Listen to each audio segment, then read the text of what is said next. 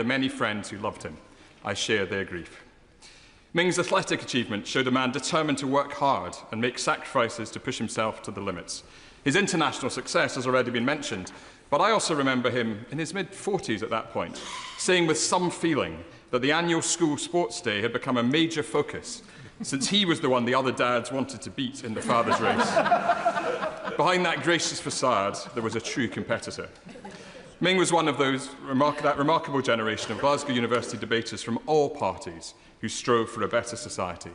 Across a lifetime in politics, he maintained close friendships with those of other parties, yet he was clear on his politics.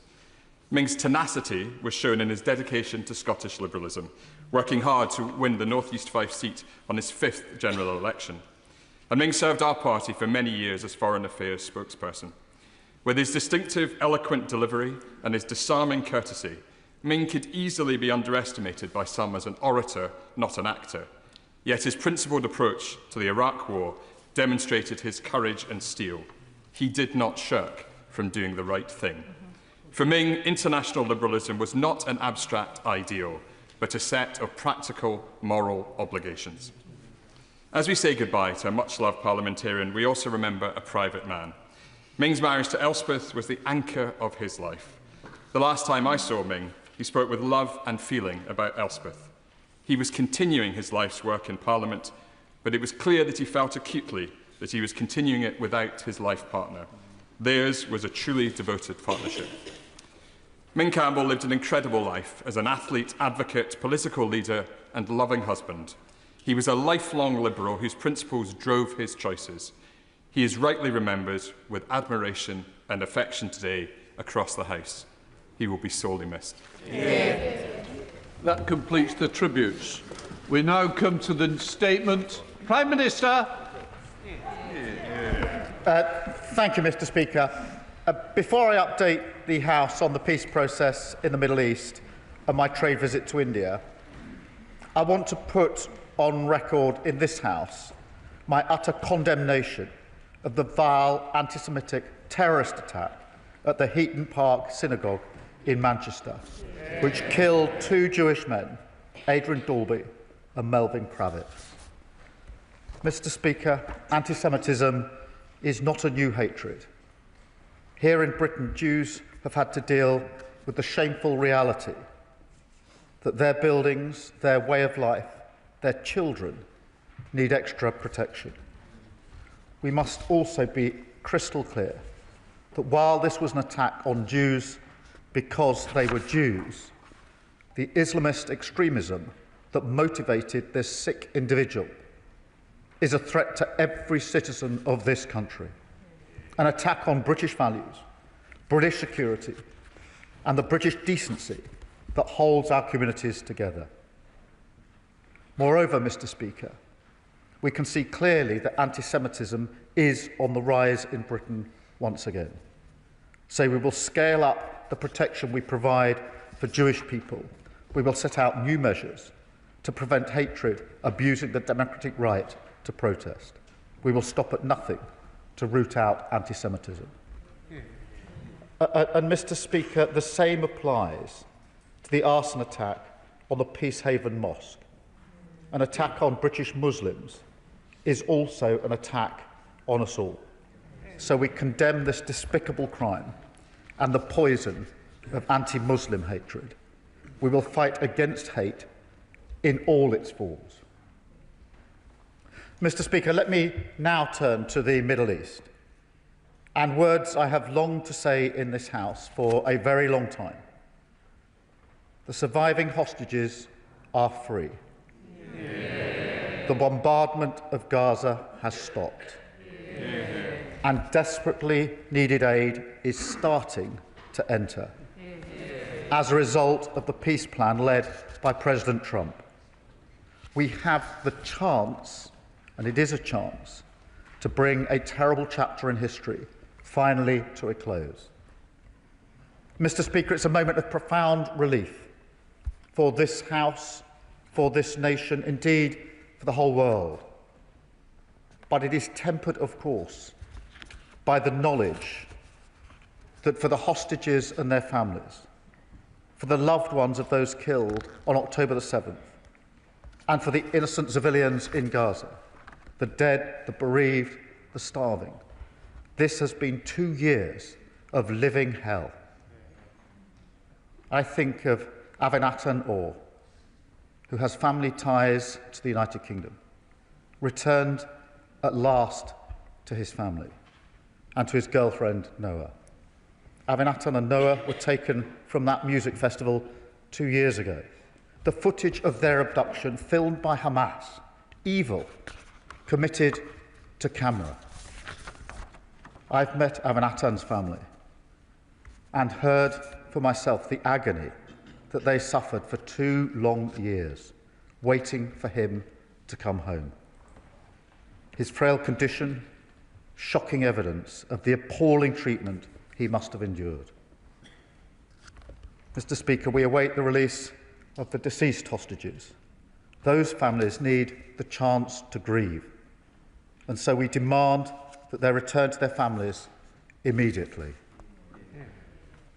Mr. Speaker, my thoughts are also with the people of Gaza, almost all of whom will have lost family members, husbands, wives, brothers, sisters, and of course, worst of all, sons and daughters.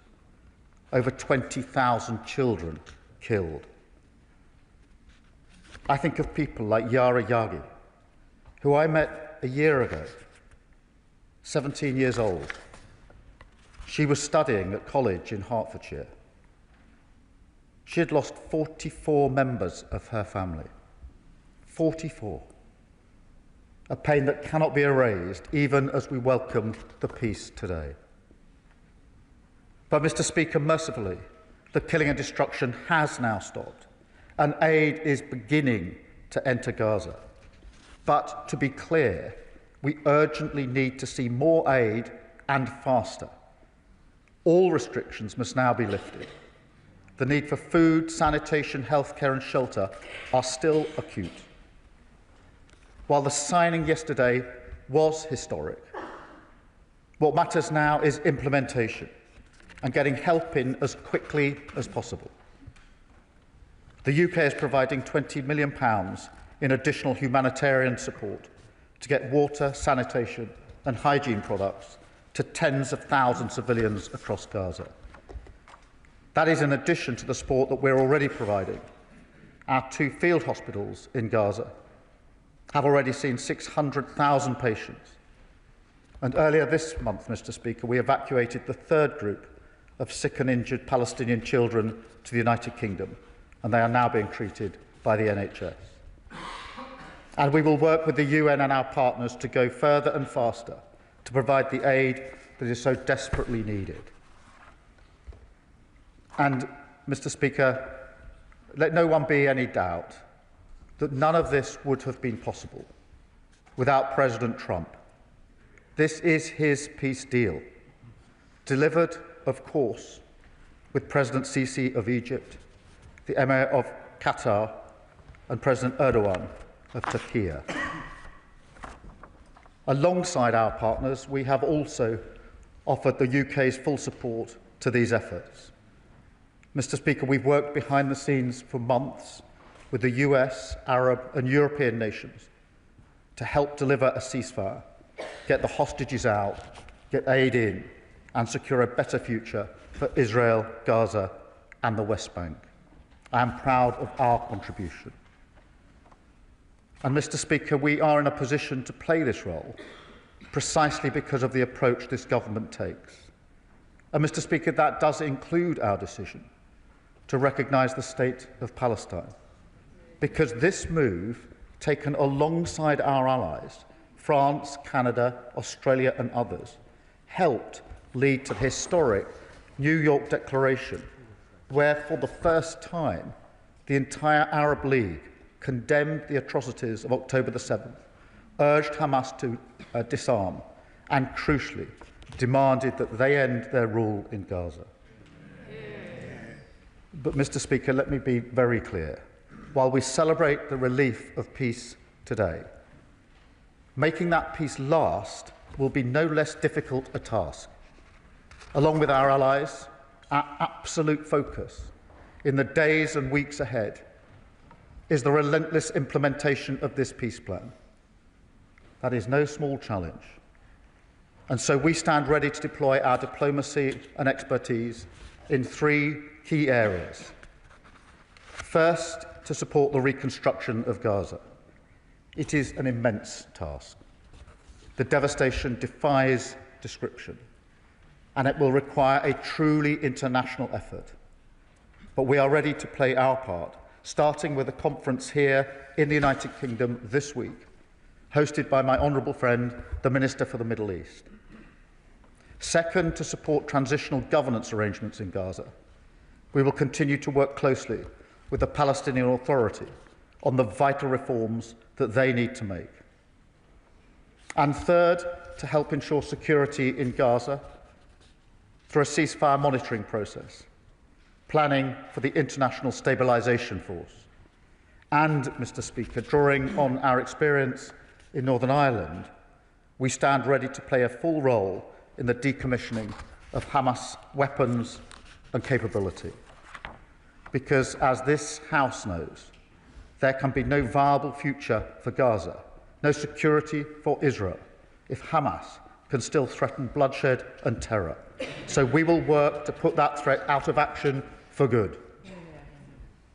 Because, Mr. Speaker, this is the first real chance we've had at a 2-state solution since the Oslo Accords over 3 decades ago.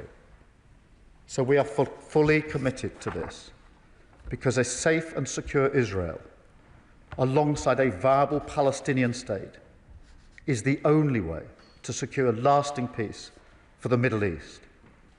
And I've been clear all along, Mr. Speaker, that must be our goal. So we will work now to follow through on the 20-point peace plan and deliver it in full, including by supporting a dialogue to agree on a political horizon for peaceful coexistence. Finally, Mr. Speaker, I want to update the House on my discussions with Prime Minister Modi last week in Mumbai. India is a growing force on the world stage, on track to have the 3rd largest economy by 2028. So, in addition to the bond we already share, the living bridge of family and history, we are also united by the future and the incredible opportunities that we see before us. That's why back in July we signed a historic trade deal, opening up new opportunities for British businesses in India. And that's why last week I led the biggest British trade delegation to India ever. We announced that more British universities are opening campuses in India, making us their leading international education provider. We're deepening the UK-India Technology Security Initiative to boost opportunities for our brilliant tech sector. And we announced new deals and investments, including in advanced manufacturing, defence, car production and Bollywood filmmaking here in the United Kingdom. These investments into the United Kingdom are worth £1.3 billion, and, Mr. Speaker, they will create 10,600 jobs. This is real change that people will see in their communities up and down the country. I set this out, Mr. Speaker, because it again speaks to our approach on the world stage, as do our deals with the United States and the EU, and the approach we bring to crises and conflicts as well. Because instead of threatening to walk away or indulging in the cheap political theatre that comes from castigating our allies that we need to deliver peace and economic stability in a dangerous, volatile world, we stay in the room, we trust in diplomacy, and we back the reputation, talent and pride of this country to change the world to the benefit of the British people. A politics of national renewal that works with our partners rather than against them, that solves problems rather than exploits them, and that believes our openness to the world is what helps us take control of our future, rather than shutting the door and hoping for the best. That is how this government delivers for Britain, Mr. Speaker, and I commend this statement to the House. Leader of the Opposition, Kemi Bedro. Thank you, Mr. Speaker, and I'm grateful to the Prime Minister for advance sight of his statement. I remember almost 2 years ago meeting 3 mothers whose children had been stolen from them on October 7th and held captive in terror tunnels. They were living a nightmare unimaginable for any parent. Many of us on these benches have met hostages, their families, heard their stories, and supported them. Yesterday, it was truly momentous to finally see the return of the 20 living hostages who are now back home in Israel after over 730 days in terrorist captivity. The hostages released yesterday showed superhuman endurance in the face of evil, and we send every best wish to them and their families as they begin the process of rebuilding their lives. Yeah. We also mourn those hostages killed by Hamas and continue to call for all their bodies to be returned to their families. Mr. Speaker, we must never forget what happened on the 7th of October 2023. The abduction of men, women, and children was a calculated cruelty to break body, mind, and soul after inflicting the mindless horror of rape and murder. There is no cause, no grievance that can ever justify what happened that day. I, for one, will never forget. And the response from some in the West, the equivocation, the indulgence in whataboutery, and the drawing of false equivalence shows how far moral clarity has eroded. And we have got a job to do here at home, Mr. Speaker, to fix this. So on these benches, we stand alongside Israel in our shared fight against Islamist terror. The conflict could have ended a long time ago if the hostages had been returned. So many Palestinian lives have been needlessly lost because of this war. Mr. Speaker, Hamas is a genocidal terrorist organization. A sustainable end to the suffering of civilians in Gaza means the complete eradication of Hamas and the dismantling of its terrorist infrastructure. Even now, we know that Hamas is still killing Palestinians in Gaza. The initial phase of the US-backed peace plan represents a significant breakthrough. I want to thank the US administration, President Trump, and regional mediators for having secured this outcome. They put in the hard yards and found solutions, making clear that all progress would depend on the release of the hostages, a condition that some other governments forgot. Mr. Speaker, with this peace deal, there is much to be hopeful for in the Middle East. If the Abraham Accords are expanded, a new age of peace will have arrived. We will see diplomatic normalization of Israel with the Arab world, something many of us have longed to see. And it saddens me that the Prime Minister's statement does not appear to show that the UK was at the heart of any of these efforts specifically. It is quite clear that UK relations with Israel have been strained by the actions of this government. Their view, and they have stated publicly, is that it looks like under pressure from his own backbenchers, the Prime Minister has taken the wrong decisions, time and time again, diminishing our influence in the region. They can shout shame as much as they want to, Mr. Speaker. Within weeks of Labour coming into power, they decided to restore funding to UNRWA. We haven't forgotten. An organisation, they say yes, that's an organisation whose members assisted in the kidnapping of these hostages, the release which we are celebrating today. Relations with Israel have been so damaged that when Israel launched strikes against Iran, a country that has been a direct threat to us for years, the UK was out of the loop. They may not like it, but it is the truth. And then, in a move praised by Hamas, Labour decided to recognise a state of Palestine with no condition to release the hostages still held in the tunnels of Gaza, rewarding terrorism.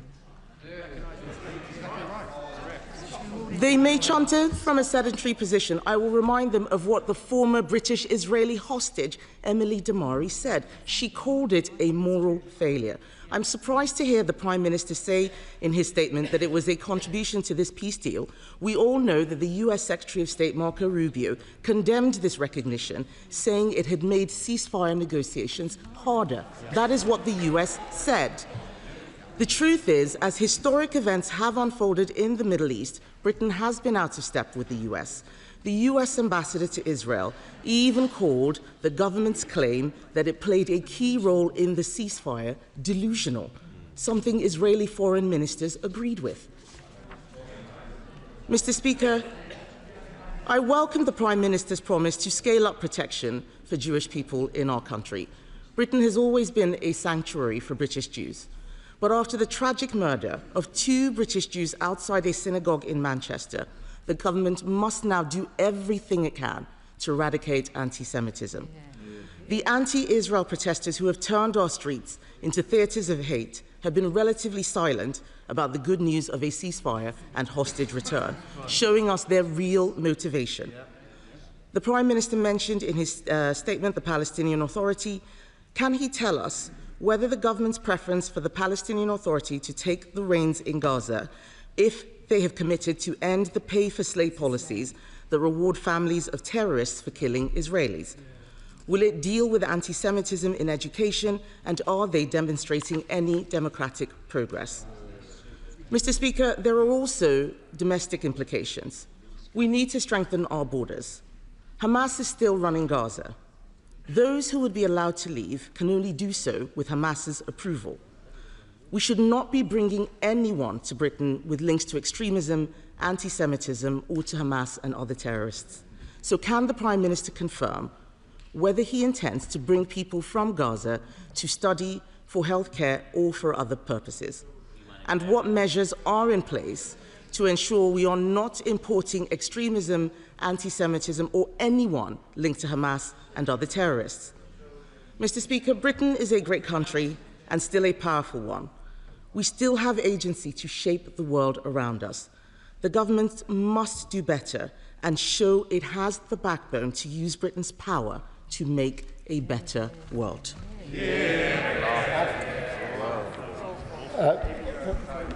Can I thank her for the words she said about the hostages just a moment ago, and I know how heartfelt they are. I was surprised and saddened that she spent more time attacking what we actually did to help the process than even mentioning the humanitarian crisis in Gaza,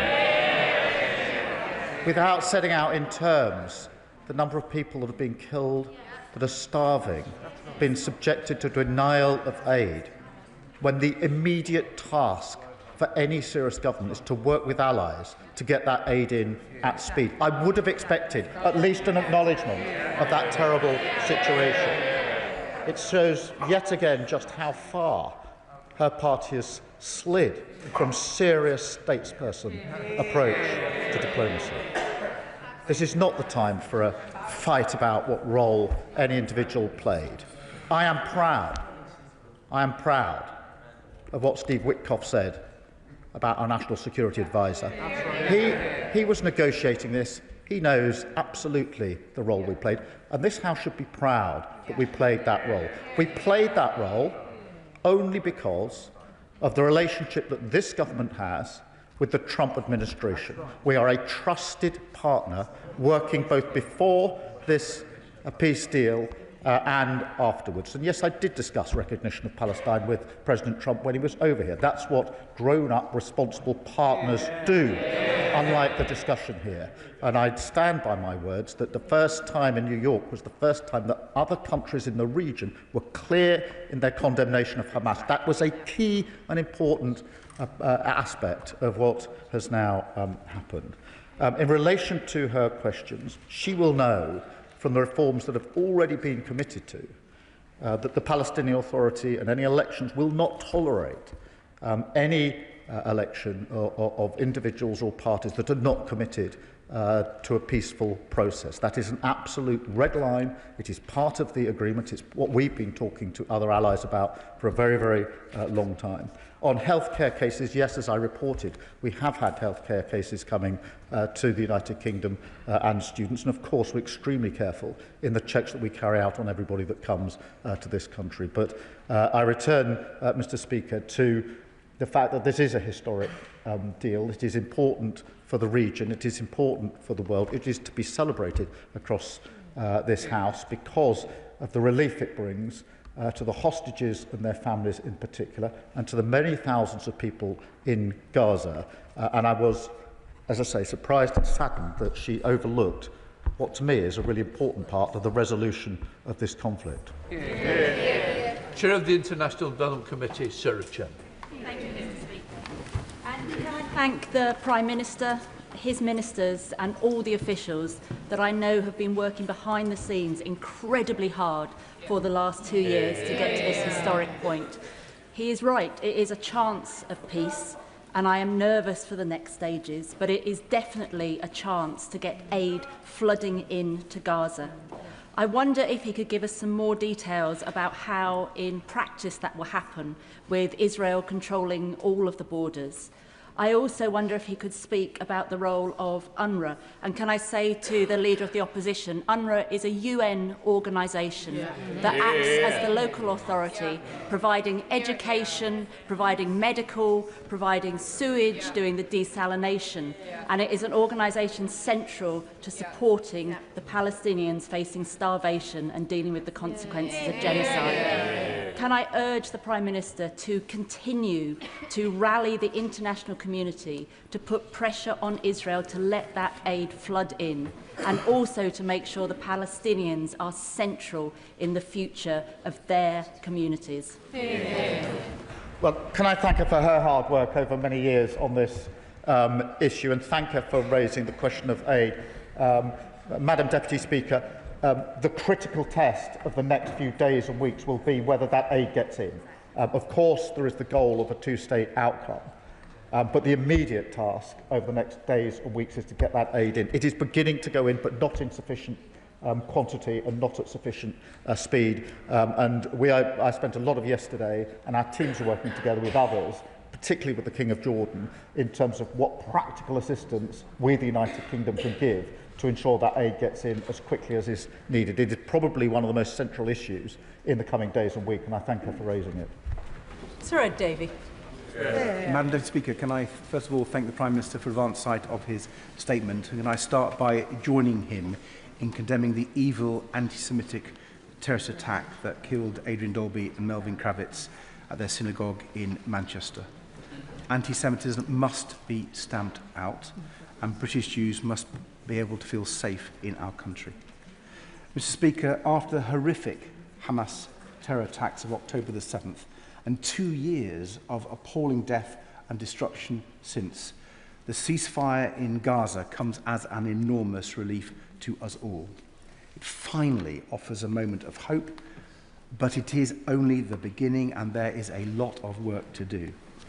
Already today, we can see how precarious the situation is, with Israeli forces killing Palestinians, they say, across the yellow line, and both sides accusing each other of violating the ceasefire. So the immediate priority must be to ensure the ceasefire does hold, as well as to make sure that life-saving food, water and medicine reaches all those facing starvation and disease. So can I ask the Prime Minister to set out in more detail what the UK is doing to get aid into Gaza as quickly as possible, and ask him to keep updating this House on those vital efforts. Madam Deputy Speaker, it was so moving to see the images yesterday of families weeping with joy as hostages were reunited with their loved ones. But does the Prime Minister share my anger and the anger of bereaved families that Hamas has still not released the bodies of all deceased hostages? These terrorists captured innocent people, held them hostage and killed them, and even now they deny their families the chance to bury them and mourn them properly. Palestinian families are starting to return home too, but for many, their homes are now rubble and the process of rebuilding will be long and difficult. A ceasefire is not the same as a lasting peace. Only a two-state solution can deliver that. So welcome the Prime Minister's decision to finally recognise Palestine last month. And can I ask him what work he is doing with partners to help build a viable Palestinian state that can live peacefully alongside Israel?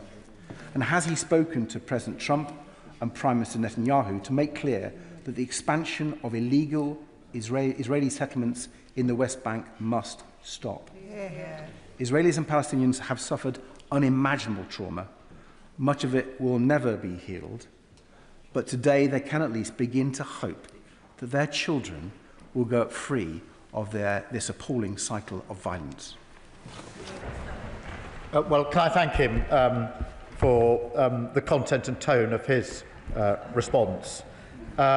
In relation to his questions, we are working with others on getting aid into Gaza. Until recently, that have been mainly airdrops. Obviously, what we really need is trucks going in, and that's what we've been focusing on, in particular in the practical work that we were doing yesterday whilst we're in Egypt. And we will continue to do so, and I will take up his invitation to update the House in relation to that. I do personally think that in these early days, it is probably one of the single most important things that we need to absolutely focus on, because yes, it was a historic day, but implementing this is really important, and any misstep, any step backwards would have the potential to undermine what actually happened yesterday.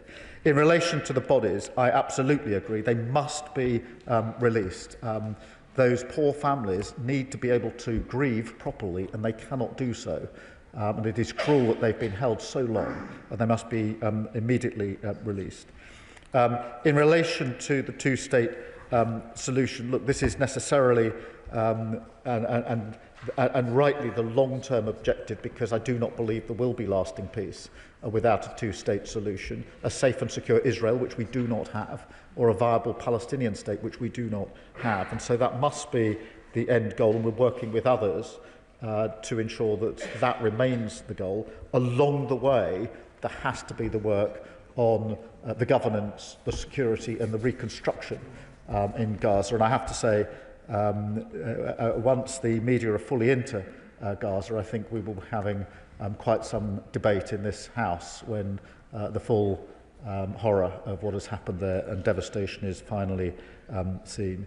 In relation to illegal settlements, yes, I absolutely have made clear in relation to the West Bank what must happen, or not happen, I should say, in relation to the illegal settlements. And it's important that we ensure that this is a process that leads to a lasting peace for Israel, for Gaza, and of course for the West Bank as well. John McDonnell.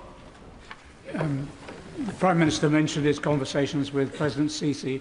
Can I take this opportunity to thank him for the conversations and interventions that he had with President Sisi and his team to secure the release of Allah Abdi el-Fattah from an Egyptian prison?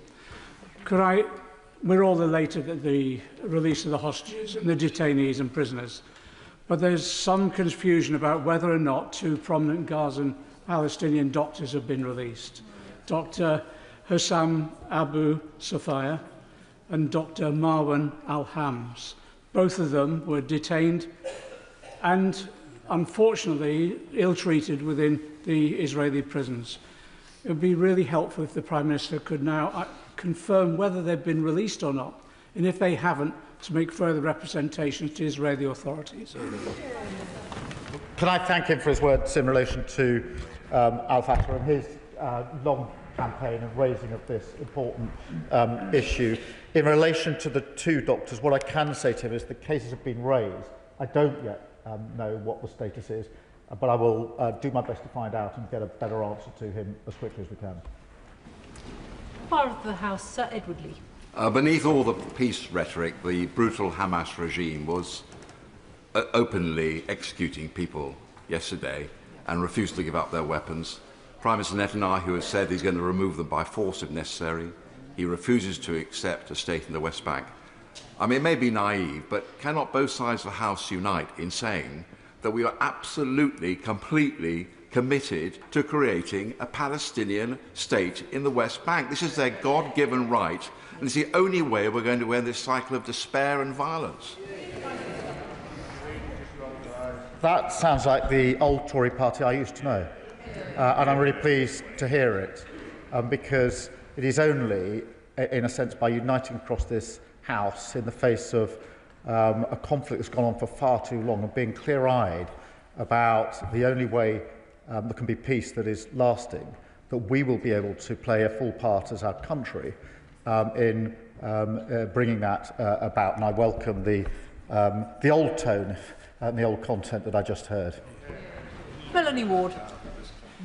Thank you, Madam Deputy Speaker. The emotional scenes in recent days in Palestine and Israel are proof that only politics and never violence can bring security to the people of the region. And accountability for the heinous killing that has taken place must be part of the future too. As someone who, as a then aid worker, stood in a hospital in Gaza last year, I know that the UK can play a key role in rebuilding Gaza's decimated health system. Will the Prime Minister meet me to discuss this? And will he convey the thanks of these benches to the National Security Advisor, who has played a truly vital role in making this ceasefire happen? Not for the first time, the Leader of the Opposition has no idea what she's talking about, and her backbenchers know it as well. I thank her for that contribution, and I do acknowledge the role the National Security Advisor played, and it's important. It's a typical UK role, which is quiet, behind the scenes, diplomatic, but bringing around really helpful steps towards the desired end. I will make sure she gets a meeting with the relevant minister on the other issues. Sir Andrew Mitchell. Thank you, Madam Deputy Speaker. Was not yesterday an historic and much longed-for day for which this government and the last one have worked tirelessly since the dreadful events of October the 7th?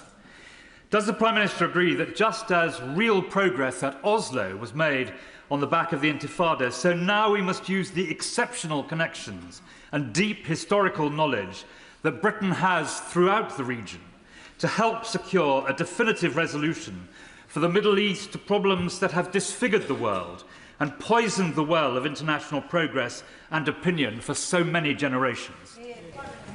Well, can I first acknowledge the role that he played in office just before the election and what he brought personally to the table in relation to this, and the cross-party way in which he worked to ensure that the House as a whole could bring to bear pressure to bring about change. He's right about the goal that we need to achieve and the way that we want to achieve it, and so I wholeheartedly agree with him. Thank you. Clive Efford. Thank you, Madam Deputy Speaker. Can I start by saying to the Leader of the Opposition, not every statement in this House is an opportunity for political knockabout. And this is one of those occasions that required a statesperson. Can I ask my right honourable friend, that there are reports that there are militia groups seeking to gain control of certain areas within Gaza.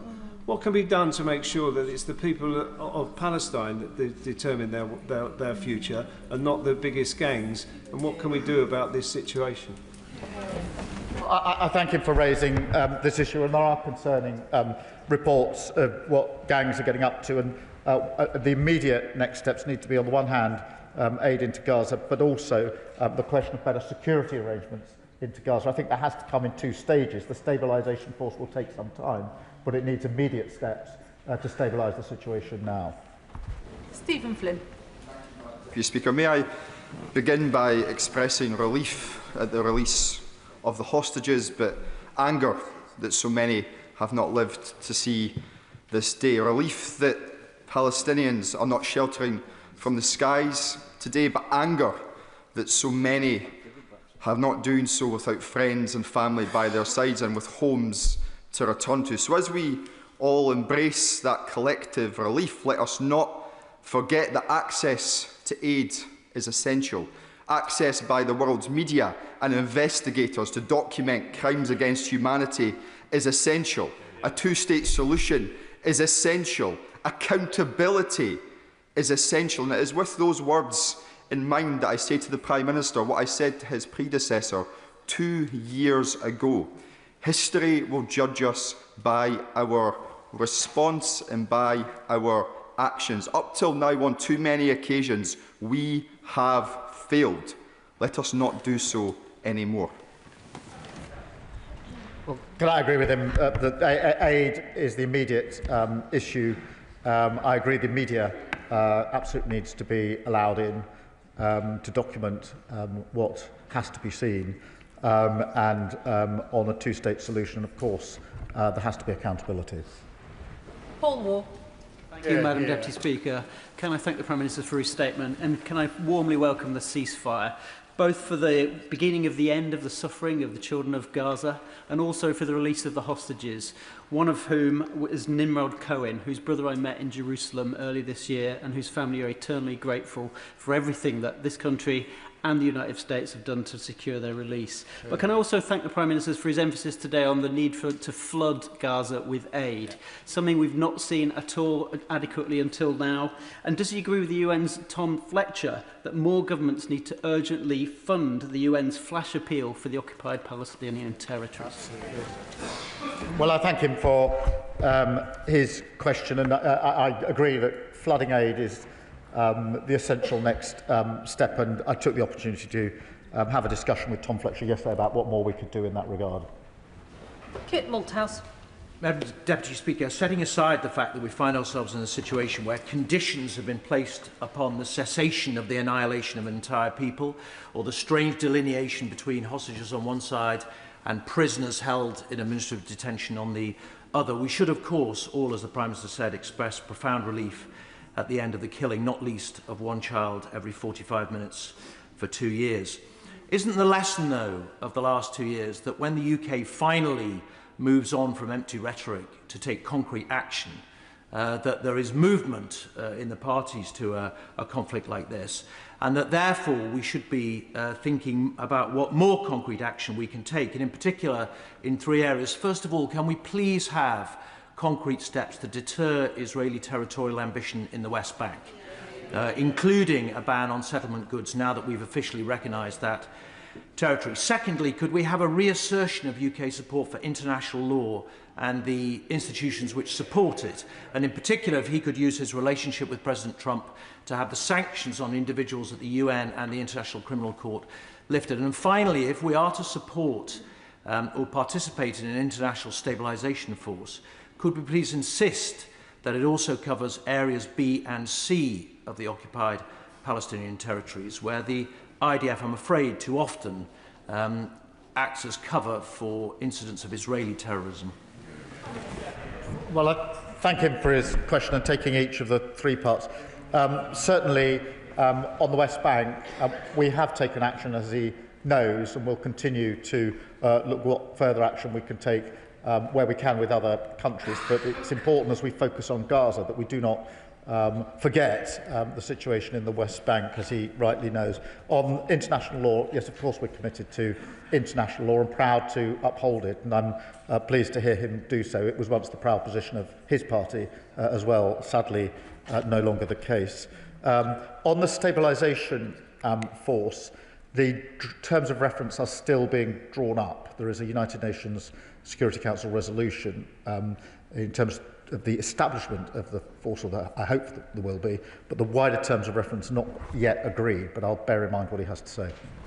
Debbie Abrahams. Thank you, Madam Deputy Speaker, and I thank the Prime Minister for his statement, and also add my congratulations to him, the National Security Advisor, and all his ministers for the months and months of work that they have done that have contributed to this, so generously acknowledged by the US envoy to the Middle East, if not the leader of the opposition. Yeah. But could I ask my right honourable friend if he agrees with me that as work towards a just peace continues apace, the principles of Gazans for Gaza, whether that's in the governance arrangements or in reconstruction, must apply? Prime Minister. Can I acknowledge her championing and work on this issue, and agree with her that we must now all work towards a viable Palestinian state alongside a safe and secure Israel as the only way in which we will have lasting peace. Leila Moran. Deputy Speaker, I want to feel happy this week, but I find it impossible. Because with so much destruction and so much devastation and so many lives lost, you look back over the last 2 years and you ask the question, what on earth was it all for? But history teaches us that from the depths of that despair can often launch a positive future.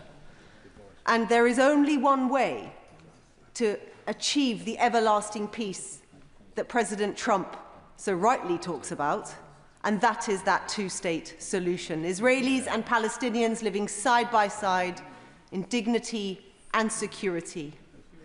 I would like to thank this government for recognising the state of Palestine. That was a promise made to my great-grandfather, finally made good.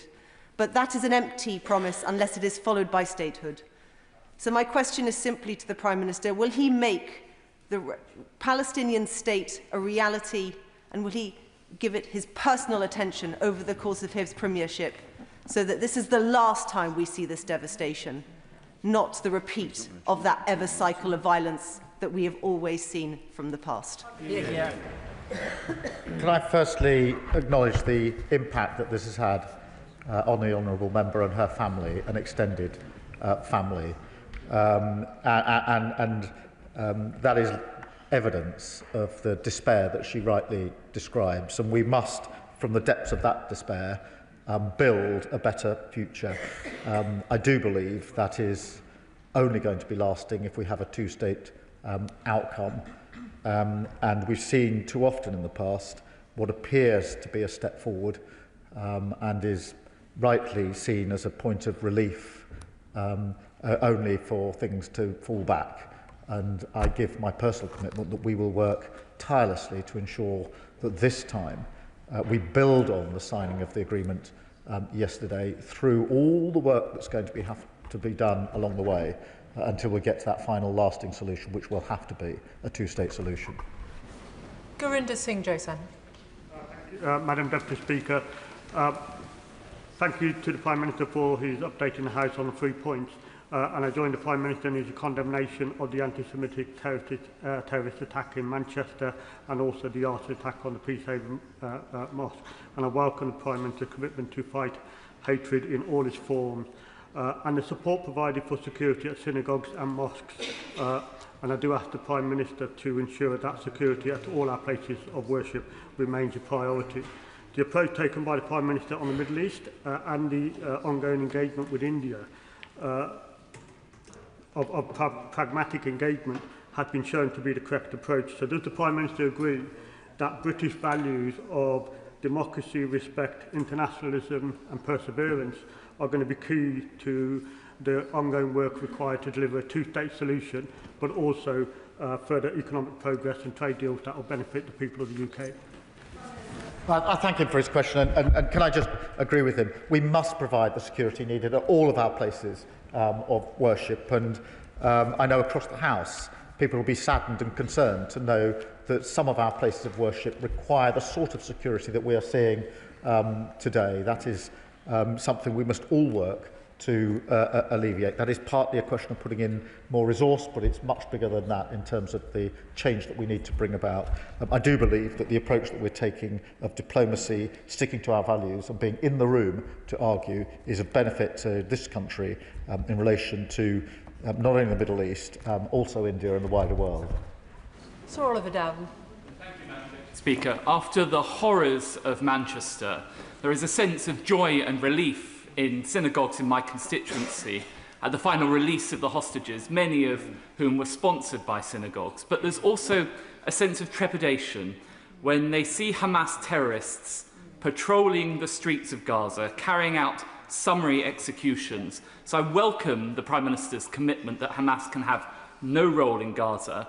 But while he's on the issue of Islamic extremism, does he agree that now is the time to review the UK government's approach to the Muslim Brotherhood, which has been banned in many other countries, such as the United Arab Emirates? Can I just join him in this feeling of trepidation, because I think we can all feel it across the country, trepidation and fear following on from the terrible impact that the Manchester attack had on all of our communities, but the Jewish community in particular. Absolutely assert and be clear that Hamas must play no role whatsoever. And that is why it's so important that we work with our international allies on the follow-through now from what happened yesterday, aid, security, making sure that the steps are in place to move on at speed. And that is the biggest risk, frankly, to this agreement, that we're not able to move sufficiently quickly on those important issues. And the Muslim Brotherhood question we do keep under constant review. Marsha de Cordova. Thank you, Madam Deputy Speaker. I welcome this long overdue ceasefire and phase 1 of this peace plan. The devastating number of Palestinians killed, including more than 18,400 children, is intolerable, and there are countless others who have life-changing injuries. Now, the devastation that we have witnessed happened as a result of previous bombardments going and happening without any accountability. Those atrocities were awful. So I asked the Prime Minister what action will be taken to ensure that this time justice and accountability is made a reality for the destruction of Gazan civilians' infrastructure and for the man-made famine, and also for the mass killings of civilians. Well, I thank her for her question. The immediate focus is obviously on following through on the agreement with the practical next steps, and I do think that is of first importance. But I reiterate again our commitment to international law and to accountability, including, of course, accountability for what happened on October the 7th, which was the worst single attacks on Jews since the Holocaust. Richard Tice. Deputy Speaker, we all welcome the release of the hostages, the ceasefire, the beginning of the end of the suffering in Gaza. And I know the joy of the hostage families that I met a couple of weeks ago in Israel will be ecstatic. But as we hope that the divisions start to reduce in the Middle East, we must also hope that we can reduce the heat and the division of this debate here in the United Kingdom. The Prime Minister quite rightly has referred to the rise of anti-Semitism. And does he join me in hoping that now is the time that hopefully the protests we've seen on our streets, with anti-Semitic chants such as "From the river to the sea," that now is the time to bring those to an end as we try and unify, bring people together and move forwards?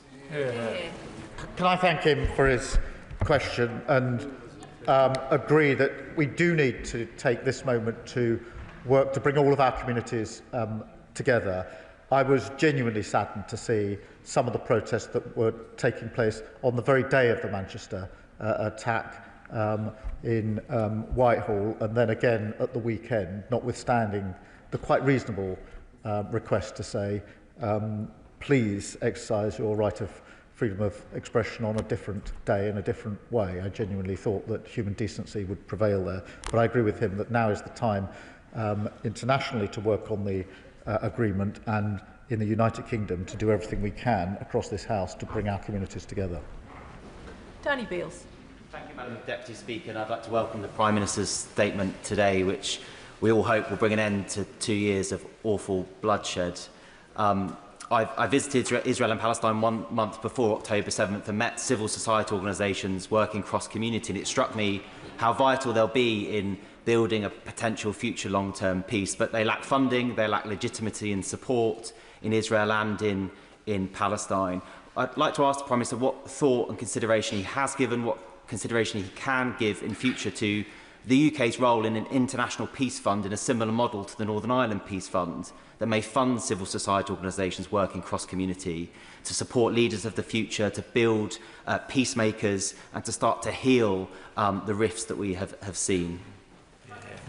Well, can I thank him for touching on this, because one of the great tragedies of what happened on October the 7th was that cross-community work, particularly in Israel and Palestine, involving the next generation, trying to ensure that they would have a better future and could then take things forward, fell away, as it did with some of the interfaith work in this country, which we all thought was stronger and more robust than it turned out to be. And so we must do all we can to restore that work and to build on that work, because it is essential as we go forward.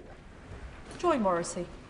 Thank you, Madam Deputy Speaker. We all welcome the peace in the Middle East, and we welcome I don't think there is a member here that doesn't welcome a two-state solution, but there is concerns across this House about Hamas leading one of those states where its fundamental goal is to drive the other state into the sea and have a total eradication of that race. And that hatred has been translated to the streets of London and the UK and is affecting our British Jews every single day, and they are afraid.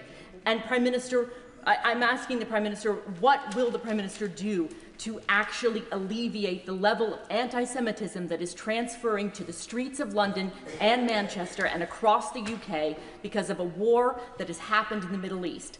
Can we rise above this, and will the Prime Minister rise above this and find a way forward for the British Jews here in the UK? Well, can I thank her for her question and absolutely agree with her. There can be no way that Hamas can play any role in a Palestinian state, and that is the absolute red line of all those that recognised Palestine earlier this year, and the red line of the New York Declaration. And it is a really important and fundamental red line that has to be kept to for all the reasons that she has set out, and I think across this House everybody understands. In relation to the security and safety of Jews in this country, of course we must step up. That needs to be done in a number of ways: practical support, financial support. Sad though it is to say that we need to put even more security in around our synagogues and schools, so children can go safely to their schools in this country, but we must do it. And we've already been working on that for some considerable time in government.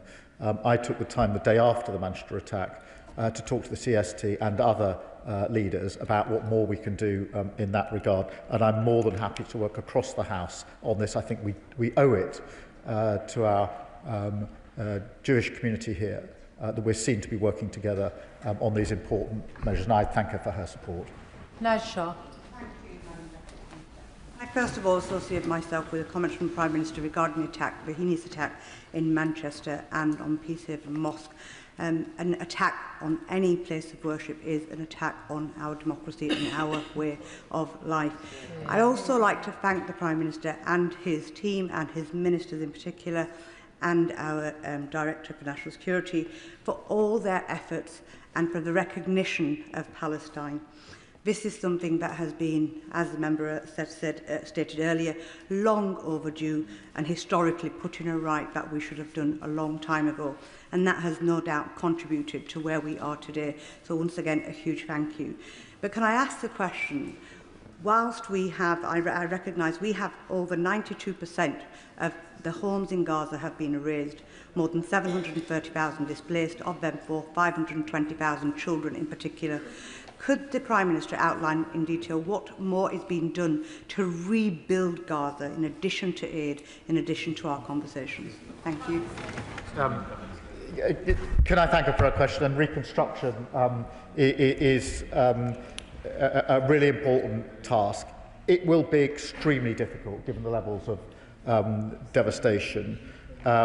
We are working with others on a plan. We are hosting a conference later this week here in relation to that issue, and we'll continue to do so, but we need to do so at pace, working with our allies, and it is a huge task that we have ahead of us.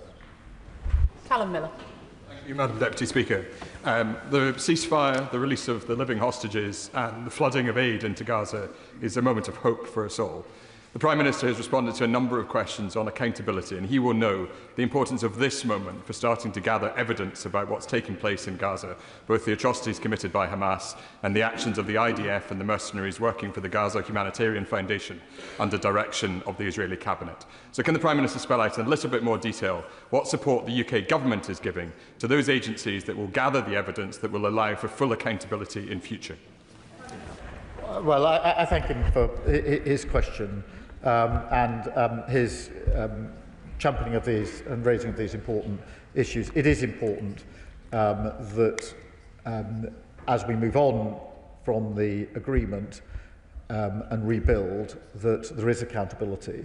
And that is why it's important that the media and others are allowed access just as soon as possible, and those charged with holding others to account have what they need in order to do so. Chris Murray. Thank you, Madam Deputy Speaker. I know I speak for my whole constituency when I welcome this long overdue ceasefire, and can I put on record my thanks to Prime Minister and Foreign Office Ministers for the many opportunities to put my constituents' views to them. As we turn to the ceasefire, thoughts turn to rebuilding, but that is not just physical.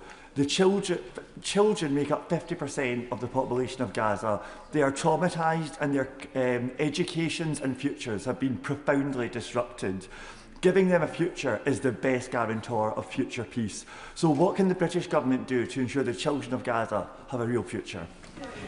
I thank him for raising this because children in Gaza haven't been to school for the best part of 2 years. It's had a huge impact, and we are already working at pace with others to see how quickly that can be one of the first issues in terms of the rebuilding, because it's so essential for those children and to ensure that they have a better future as we go forward. Sir Julian Lewis. The Prime Minister has said again today that there can be no place for Hamas in governing the Gaza Strip. But who can physically prevent Hamas retaining its weapons and regaining control as it did in 2006? And when he talks about anti-Semitism here in Britain, is there any other interpretation for the demand to internationalise the Intifada other than a call to attack Jewish communities around the world? There's no other interpretation. I'm glad and pleased that he raised it and to give me the opportunity to agree with him on that important point. On the first point he makes about decommissioning, of course this is going to be difficult, but it's vital. It was difficult in Northern Ireland in relation to the IRA, but it was vital. And that is why we have said that we stand ready, based on our experience in Northern Ireland, to help with the decommissioning process. I'm not going to pretend that's easy, but it is extremely important. Stella Creasy. Thank you, Madam Deputy Speaker. I suspect one of the reasons why our optimism is cautious is that many of us are acutely aware that the damage that has been done will last a generation on all sides of this conflict, and for some the damage can never be repaired. I thought yesterday of my constituent Sharon Lifshitz, whose father Oded was brutally murdered by Hamas and spent his life driving ambulances across the border for Gazan children because he wanted that two-state solution. The Prime Minister spoke of the evacuations, and I'm very proud to have worked with Project Pure Hope, who were the first organisation to get children out of Gaza here to the United Kingdom for medical treatment. And now we have a scheme, but we know many more will continue to need assistance, and they will need the assistance that medical teams here in the United Kingdom can provide. So can you just update us on the commitment and how long that will be for that scheme, and how we can make that Oded's legacy in this House? I can update. We are evacuated. We've got plans to continue to do so, and I'm happy to either myself or through other ministers update the House on what we're doing and how we're doing it. Sammy Wilson. Madam Deputy Speaker, and first of all, can we welcome the release of the hostages and the prospect of long-term peace in that area of the Middle East. I know this is probably stick in the throat of many members opposite, but we must thank President Trump for the role which he played in delivering this deal. He recognised that weakness will never move terrorists, and only strength will do so, a lesson which unfortunately I think our government needs to learn, because Hamas were encouraged by the recognition of the Palestinian state which our government undertook. But that lesson needs to be applied at the next step. And the Prime Minister has rightly said that Hamas can have no role in the future of Gaza. What steps does he intend to take to ensure that, first of all, they don't have the guns which enable them to have control, that they relinquish that control, and they can never use Gaza again as a launching pad for their terrorist attacks? He will know that I have thanked President Trump a number of times, and I'm absolutely clear that but for President Trump, this peace agreement would not have been reached. I've had the opportunity to say that to him publicly and also privately, because, as you know, we get along and that is good for our relationship with the US and our ability to influence events. On decommissioning, this is such a serious issue because it's very hard to see how there can be lasting peace unless Hamas is ridded of its weaponry and capability, and that's where I think the decommissioning work will be hugely important. It's part of the 20-point plan. It now needs to be turned into real actions, working with others, and I do think that the United Kingdom has got experience, sadly in some senses, but we do have experience of the challenges of decommissioning that we can bring to the table in relation to this. Jonathan Brash. Thank you, Madam Deputy Speaker. Can I welcome the Prime Minister's statement today and, of course, this peace deal? Can I also welcome his crystal clear statement that there can be no lasting peace and no viable Palestinian state in which Hamas is involved in any way? Similarly, there can be no lasting peace without the reconstruction that is now desperately needed. And I think the Prime Minister has said on a couple of occasions today that the public, I think, are going to be surprised when they see the extent of the devastation that's taking place. Right now, there are 400,000 tonnes of rubble that need to be removed before a single piece of reconstruction can take place. So can I ask the Prime Minister, will he reject the isolationist calls in some quarters and agree with me that this country will rightly play its full role in ensuring that reconstruction takes place? Well, I can give him that assurance, and I genuinely think that across most of this House, that is the position that most members would want this government to play, and will support it. David Mundell. Thank you, Madam Deputy Speaker, and I very much welcome the release of the hostages and what the Prime Minister has said about aid. But flooding Gaza with aid is not an end in itself. It's the distribution to those people who need it most. So what reassurances can he give the House that gangsters and criminal gangs will not play any part as intermediaries in the distribution of that aid? Thank him for raising this. And firstly, let's be clear, aid is not flooding in today. It is beginning to go in today. It needs to flood in, but it's not flooding in yet, and so we do need to get it in. He's absolutely right that then the distribution becomes a critical next issue, and that's why we're working with others on what the security arrangements need to be in place as soon as possible in Gaza to ensure that aid gets to where it needs to get to. So volume, speed and effective distribution are absolutely key in relation to this, and we're working with others to ensure that we play our part in that. Sana Begum. September last year, the government announced that it has suspended 30 export arms licences to Israel, with around 350 licences remaining active. The government has repeatedly said it was blocking the sale of items to be used in Israel's military assault in Gaza, yet a new Channel 4 report has found Israel imported nearly £1 million worth of UK munitions in the first 9 months of this year, with a total of 110,000 items categorised as bullets from the UK to Israel in August alone. Could the Prime Minister confirm whether UK-made munitions were used in Israel's military assault in Gaza, and does he agree with me that a world for justice and with peace that is lasting must be one without these bullets and these bombs?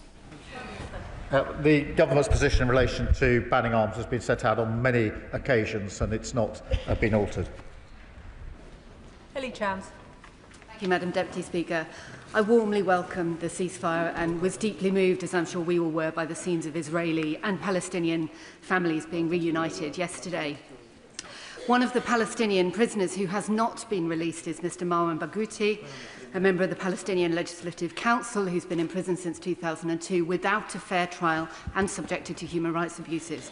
Can I ask the Prime Minister what recent representation his government has made in the last few days to secure the immediate release of Mr. Barghouti, given his widespread popularity as a unifying voice for Palestinian rights, dignity and freedom, and therefore his potential crucial role in securing a meaningful and lasting peace in the region? Can I thank you for raising the individual case and offer to provide her with such further information as we can, as soon as we can, in relation to that particular case. Yuan Yang. Thank you, Madam Deputy Speaker. I deeply welcome this long-awaited ceasefire and release of hostages. And I want to thank the Prime Minister and his ministers for their tireless work and international leadership on this front, including in the upcoming Gaza Recovery Summit to be held later this week in the UK. I'm glad to hear the Prime Minister's commitment to reconstruction and to aid. I note the UN Commission of Inquiry's recent report that described how the obstruction of aid into Gaza has led to what it calls the destruction of Palestinians. What is the current situation facing UN agencies' access to Gaza, and what more can we do to ensure that it flows freely? Prime Minister.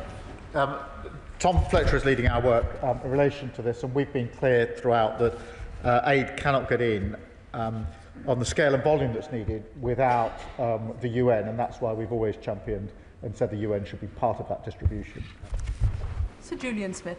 Madam Deputy Speaker, it is fitting that this statement is followed by one on Northern Ireland. The UK has world-leading experience on sustaining peace, whether it is security, intelligence or military, whether it is decommissioning, policing or political institutions. Could I urge the Prime Minister to do an audit of the generations of civil servants and, dare I say, special advisers who have experience in this area and put them on offer to sustain this peace deal?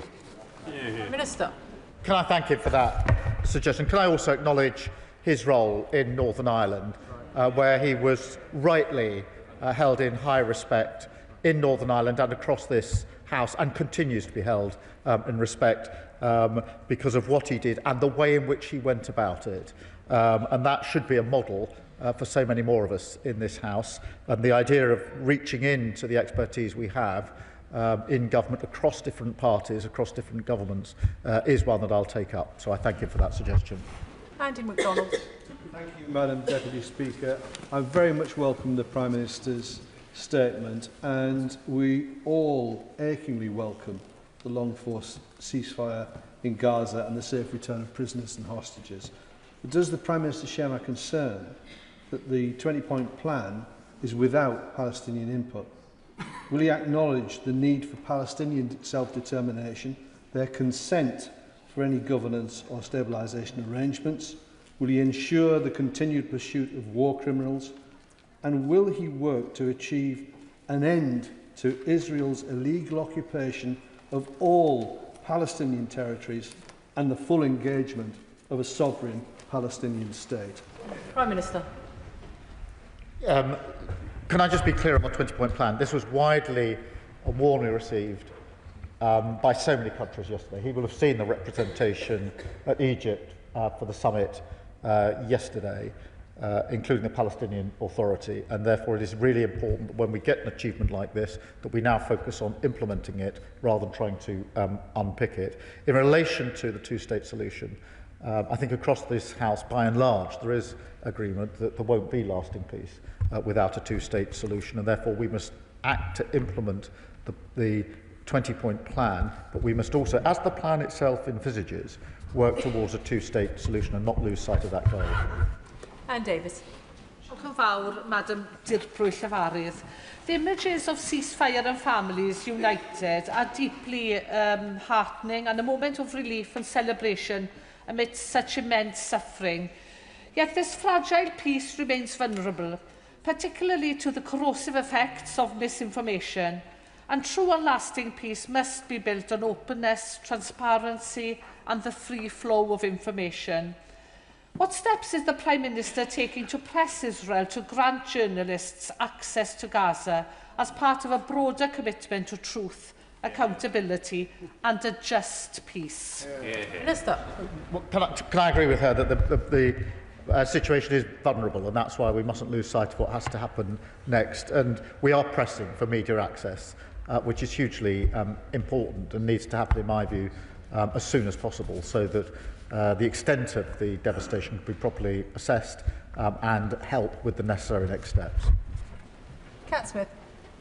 Thank you, Madam Deputy Speaker. And as an officer of the all-party group on Christians in the Holy Land, I was fortunate enough to be on a delegation in Jerusalem and the West Bank last week. And it was clear to our delegation that speaking to Palestinian Christians, that they are delivering hospitals and schools for Palestinian communities. And given the need for education and healthcare to be a key part of long-term peace, what conversations is the government having with the Christian community in Israel and Palestine to ensure they're part of the conversation as well? Prime Minister. We are having conversations with all, particularly on this question of education and healthcare. I mean, many other issues as well, but education and healthcare are absolutely fundamental. So we're having those discussions, and I'll ensure that any further information she may have is fed into what we're doing. Dr. Andrew Murison. Thank you, Madam Deputy Speaker. The Hamas leadership is making it clear that its fighters, many of whom, of course, will have been involved on October the 7th, won't disband, but they will merge into the nascent army of a Palestinian state, a state which the Prime Minister unwisely and prematurely recognised. Is he comfortable with that? Prime Minister. The 20-point plan is really clear on the steps that need to be taken. That is what has been hammered out with the support and approval of so many countries. That is not easy, but it is a step that many thought was unachievable. And we now have to operate to that plan, ensuring, as is absolutely clear from the plan and from all of our statements, that Hamas can have absolutely no role in the governance in Palestine. That is a clear red line. We need to operate to the 20-point plan now. The widespread agreement to it is something many people thought couldn't be achieved. It has been achieved, and now we must build on that. Florence Eshalomi. Thank you, Madam Deputy Speaker. And I associate myself with the remarks of the Prime Minister for the awful attack in Manchester and the attack in Peacehaven. I just wanted to also highlight the issue around aid workers and the work of UNRWA, working with many British aid organisations, including Oxfam, including Christian Aid and Islamic Relief, who are both based in my constituency. And the UN highlights that today over 500 aid workers have lost their lives. So including British aid workers, so recognising the hard work that aid workers are playing. The Prime Minister has been very clear, and we are united in this House, that and Hamas must not have any role in the rebuilding of Gaza. And it has to be led by the Palestinian civil societies, communities who've had their efforts in the face of decades of siege, occupation and military violence.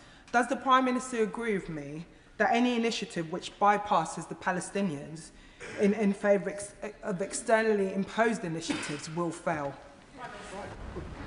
Can I thank her first and foremost for raising the specific issue of the aid workers that have lost their lives in this conflict. Very many lives have been lost. Almost all aid workers have colleagues and friends and family members who've been lost as well, and I've heard some of that testimony firsthand, and it's extremely powerful. In relation to the process, this must now be a process that does involve Palestinians in their own future. Of course it must, and that's the only way to get to the two-state solution that we need. Christine Jardine. Thank you very much, Madam Deputy Speaker. I'm sure, like everyone else in this House today, I feel enormous relief at the fact that this ceasefire has been achieved, but that can be nothing to the relief felt by those Israeli families who felt they would never see their loved ones again. And those thousands of children in Gaza who were able to sleep last night without the fear of being bombed. But we've been here before, and for their sake, we cannot let the hope of today disappear in the same way that the promise of the Oslo Agreement did.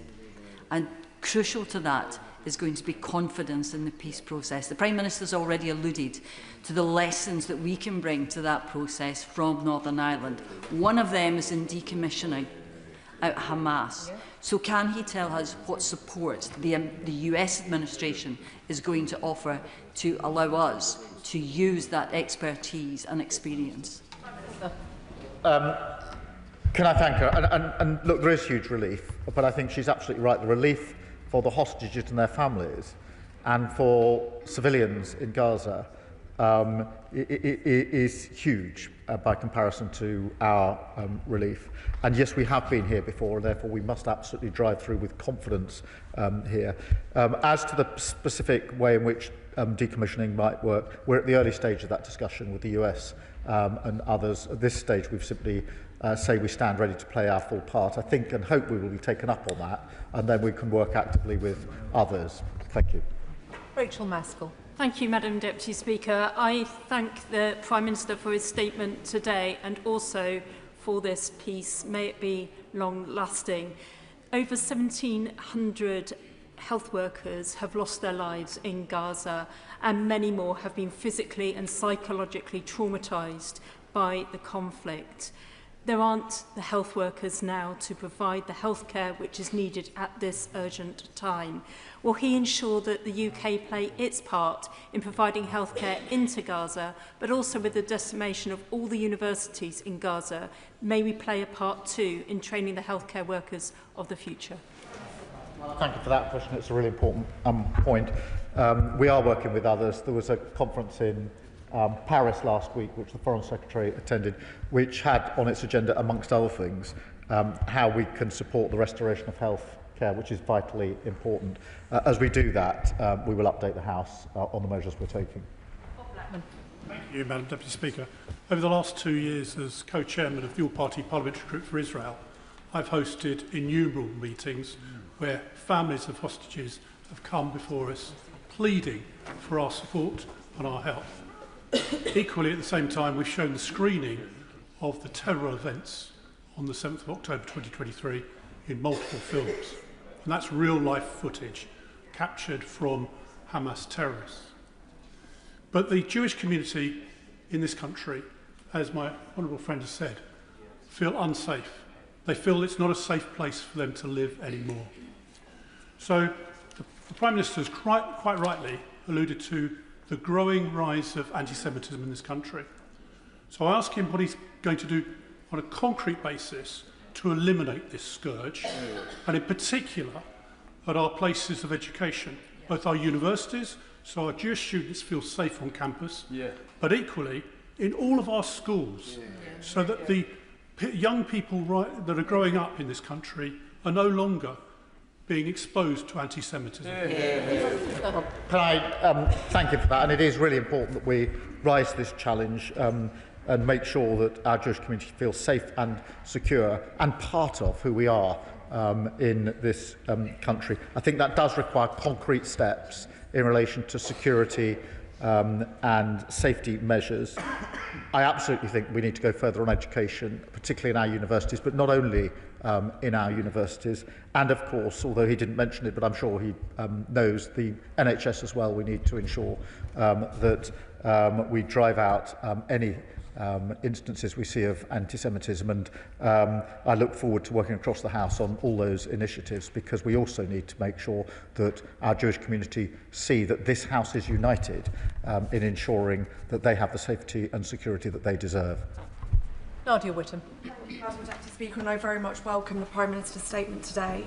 After 2 years of relentless genocide committed by Israel, killing many tens of thousands of innocent people, a ceasefire is a historic and hopeful moment, even though it took far too long to achieve.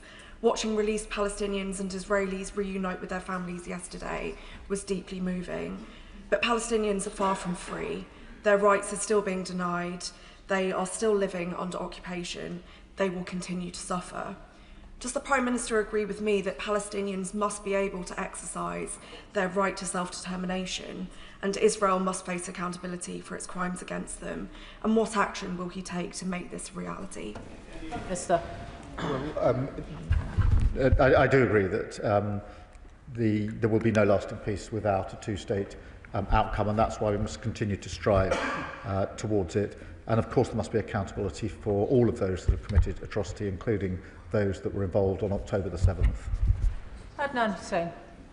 Thank you, Madam Deputy Speaker. I press the Prime Minister, does he agree that real lasting peace can only be achieved if there is accountability and justice? Overwhelming international consensus, both legal and scholarly, conclude that Israel's actions in Gaza were genocidal. Does the Prime Minister agree that the perpetrators of genocide must face justice? And what steps will his government take to ensure justice is achieved? Prime Minister. Well, I agree that accountability is important. Of course, justice is important in the Middle East, and we are strong supporters of international law and the role that that needs to play in relation to justice in the region. Kim Johnson. Thank you, Madam Deputy Speaker. I welcome the Prime Minister's statement today and also welcome the ceasefire and the release of hostages as part of this historic peace deal, but a very fragile peace deal. But I also welcome the release of Palestinian women and children held in Israeli military prisons without trial.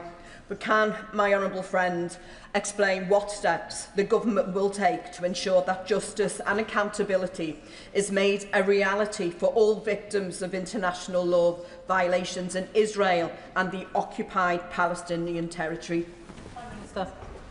Well, I thank you for a question, and it is important that I'm clear this government is committed to international law and to the accountability that that brings. Greg Smith. Thank you, Madam Deputy Speaker. One of the widely held beliefs of the catalyst that led to the pure evil that happened on the 7th of October was a fear by Iran and their terrorist proxies that Saudi Arabia was close to signing the Abraham Accords. Now, there is good news in that the Abraham Accords peace agreement between Israel, the UAE, Bahrain and Morocco have endured over the last 2 difficult years and are a model not just for regional economic cooperation, but peaceful coexistence in the region. So on the back of yesterday's agreement, can I ask the Prime Minister what concrete steps he is going to take to encourage and extend the Abraham Accords as a key part of the emerging picture in the Middle East, with a particular reference to getting Saudi Arabia back to the table? Prime Minister. Look, I'm grateful to him for raising the wider picture here, because the settlement across the wider Middle East is a really important backdrop and part of the background to what has happened here and what needs to happen in the future. So that is why we are talking to all parties about the immediate steps, the Abraham Accords, but also the wider settlement, if that's possible, because I think that will play a really important part in stabilising the region. That's what is wanted, broadly speaking, by most decent, reasonable people. Jonathan Davis. Thank you very much, Madam Deputy Speaker. The world held its breath over the last few days as a glimmer of hope was on the horizon. So can I thank the Prime Minister, Ministers, the Government and British officials for the progress that they've made with the United States to bring about this progress. This progress of the peace will only be embedded and sustained if it is built with ordinary people, Palestinians and Israelis, who yearn for peace. So can the Prime Minister tell me what steps he's undertaking to make sure that happens? Minister. Well, it is important we involve Israelis and Palestinians across the board and communities in the rebuilding, the physical rebuilding, but also the rebuilding of the relationships which were there just over 2 years ago, which held at least the prospect of a better future for the next generation. So we need to rebuild that on all fronts. Robin Swan. Thank you very much, Madam Deputy Speaker. Can I congratulate the Prime Minister in getting us to this point? But the Labour government's role in decommissioning in Northern Ireland is not as complete as portrayed. In a memo in the 17th of January 2003, an advisor to the then Prime Minister, Tony Blair, said, "The IRA will never be able to account for all their weapons or retrieve them. What we should perhaps aim for is a few more big symbolic acts of decommissioning and then declare that the process is complete." Madam Deputy Speaker, that advisor was a certain Jonathan Powell, now the National Security Advisor. So will the Prime Minister give assurances that should the government be given such a role, that it won't be as lax? Prime Minister. Well, I think the work on decommissioning Northern Ireland was really important, and that's the basis upon which we put forward our offer to stand ready with others to work on decommissioning in relation to the Middle East. Olivia Blake. Madam Deputy Speaker, I want to associate myself with the Prime Minister's condemnation of the horrific anti-Semitic terrorist attack on the Heaton Park Synagogue and, of course, the arson attack in Peacehaven. The Prime Minister emphasised the UK's commitment to humanitarian support, and we all know that whilst there's a ceasefire, which we all welcome, the humanitarian crisis is still very much ongoing. So can I ask the Prime Minister to confirm what extra monitoring and new mechanisms and assurances he is seeking in order to make sure that parties on the ground are able to get the essential aid to every single person who needs it within Gaza? Prime Minister. Well, I thank you for that. We are having those conversations about the practical measures that can be taken on the ground with others, particularly the Jordanians, in terms of the physical arrangements that they think need to be in place to allow the aid in and then dissipated at pace. And that's a project we're working on tirelessly at the moment. Greg Stafford. Thank you, Madam Deputy Speaker, and I associate myself with the warm and welcome news that this ceasefire has happened, and I hope it moves to a lasting peace. What assurances has the Prime Minister received from neighbouring partners, specifically Egypt, and what specific actions will he take, firstly to ensure that humanitarian aid can reach Gaza, but secondly that it is only humanitarian aid that reaches Gaza and that weapons, personnel and materials that could aid terrorists do not enter Gaza? Prime Minister. Well, he makes a really good point, and the base upon which we're having our discussions is that it must be humanitarian aid, and it must be humanitarian in the sense it genuinely is for that purpose, and that it's getting to the people who most need it. That does come down to the nuts and bolts of the practical arrangements on the ground with some of the neighbouring countries, and they're the discussions that we're having. Claire Hanna. Anybody could feel to be moved by the scenes yesterday of hostages finally being reunited with their families and Gazans being able to contemplate days and nights without hunger and without bombardment. I would love to be able to celebrate and to believe as they are doing, and they should be given the space to do.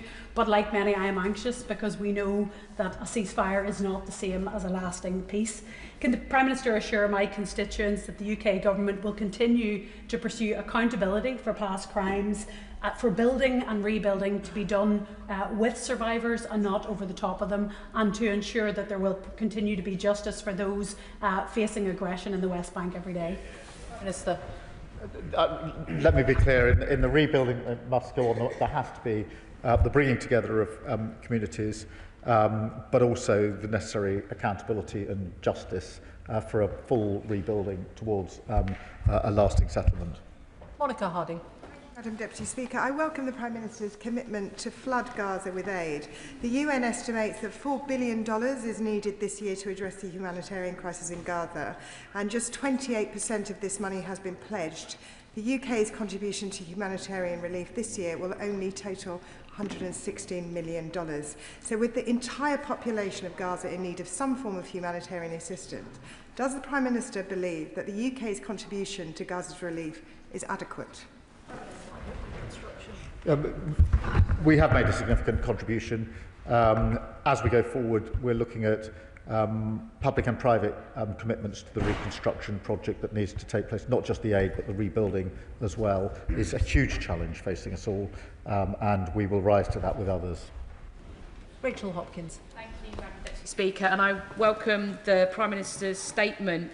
And I hugely welcome the ceasefire and the initial Gaza peace plan, including the release of hostages and prisoners, stopping of the bombardment of Gaza and the start of aid to trickle in. But peace is fragile. So can the Prime Minister reassure the House of this government's long-term commitment to working with international partners to support the rebuilding of Gaza, physically and politically, to ensure a lasting peace and a pathway to Palestinian statehood? Prime Minister. Yes, I can give her that important assurance. I thank her for her question.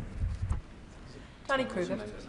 Indeed, Madam Deputy Speaker, this ceasefire is tremendous news, and my sincere congratulations to everybody who was involved in bringing it about, whoever they were, including the British government. I was in Israel last week, and on the day that the ceasefire was announced, I visited the Nova festival site, and I spoke to civilians and soldiers on the Gaza border.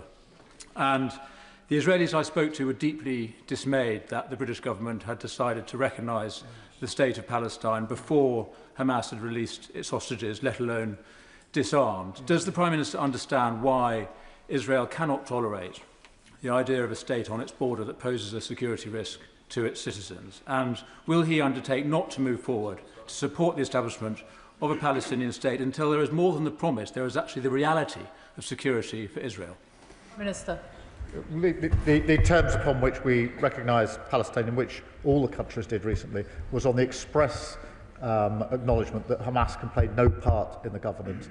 That is at the heart of the New York Declaration as well, and is absolutely part of the 20-point plan. And I think it's really important that we assert that and reassert it. That's been the constant position of this government, and my personal position, so I can give him that reassurance. Peter Swallow.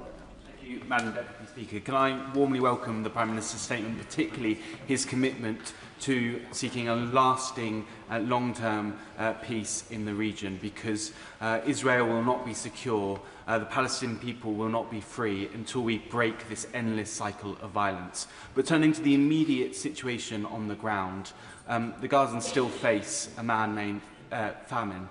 So I really welcome the flooding in of aid that the Prime Minister has talked about in his statement. But could you just say a little bit more about the timescale for that and how soon we can start to see that aid getting in and having an effect on the ground? Prime Minister. We need it to go in today, tomorrow and the coming days. We cannot delay on that front, and that is amongst the most essential tasks that lay ahead, particularly in relation to the man-made famine. Lee Dillon.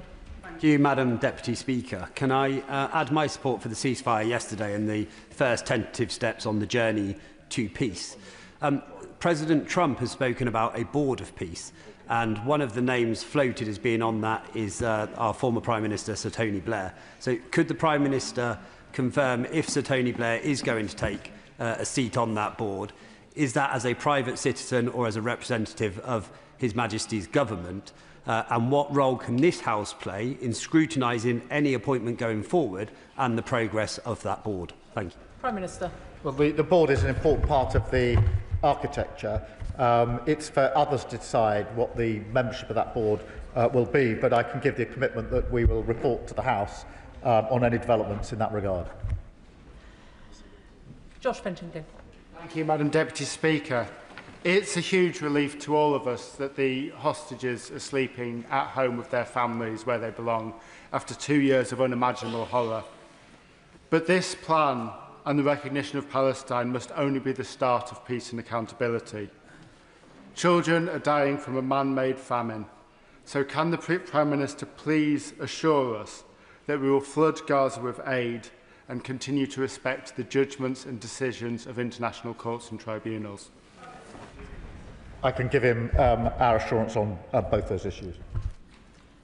Shawkat Adam. Thank you, Madam Deputy Speaker. I welcome the ceasefire, the release of the hostages, and take solace in some knowledge, or at least hope, that unlike other debates of this nature, at the end of this one, countless Palestinian children will not have been killed by the IDF.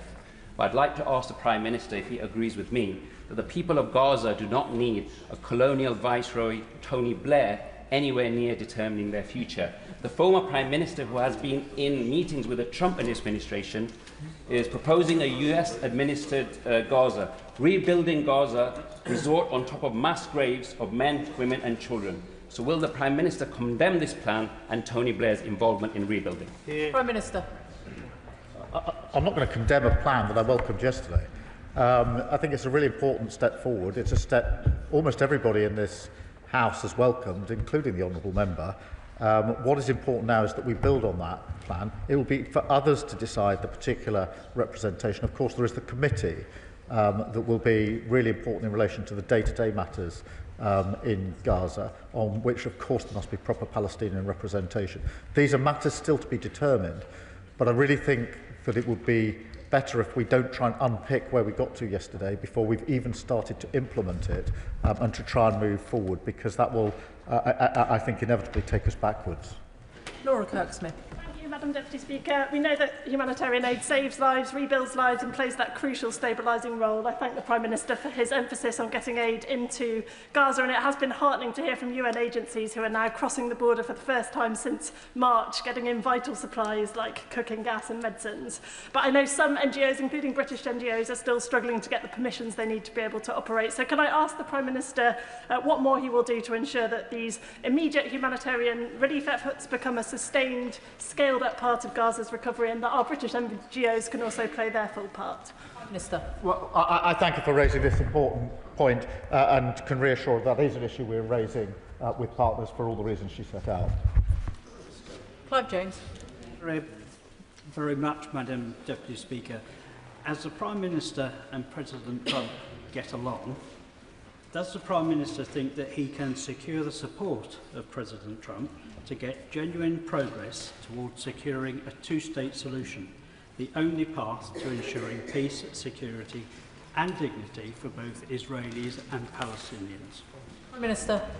Well, look, I certainly agree it's the only path, and we are, of course, talking to our allies about it, including our American allies, in the way that he would expect as trusted, respected partners trying to address one of the most intractable problems in recent history, and will continue to do so.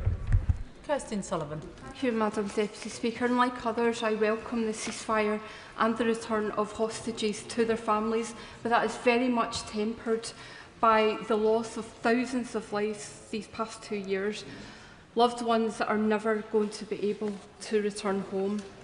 Elected representatives, humanitarian organisations and individuals across the world, including our constituents, have given voice to the plight of the people of Gaza these past 2 years. So can he tell me what efforts will be made to ensure the people of Gaza will be safe and free to shape the future of Gaza, and for their voices to be heard in the months and years to come?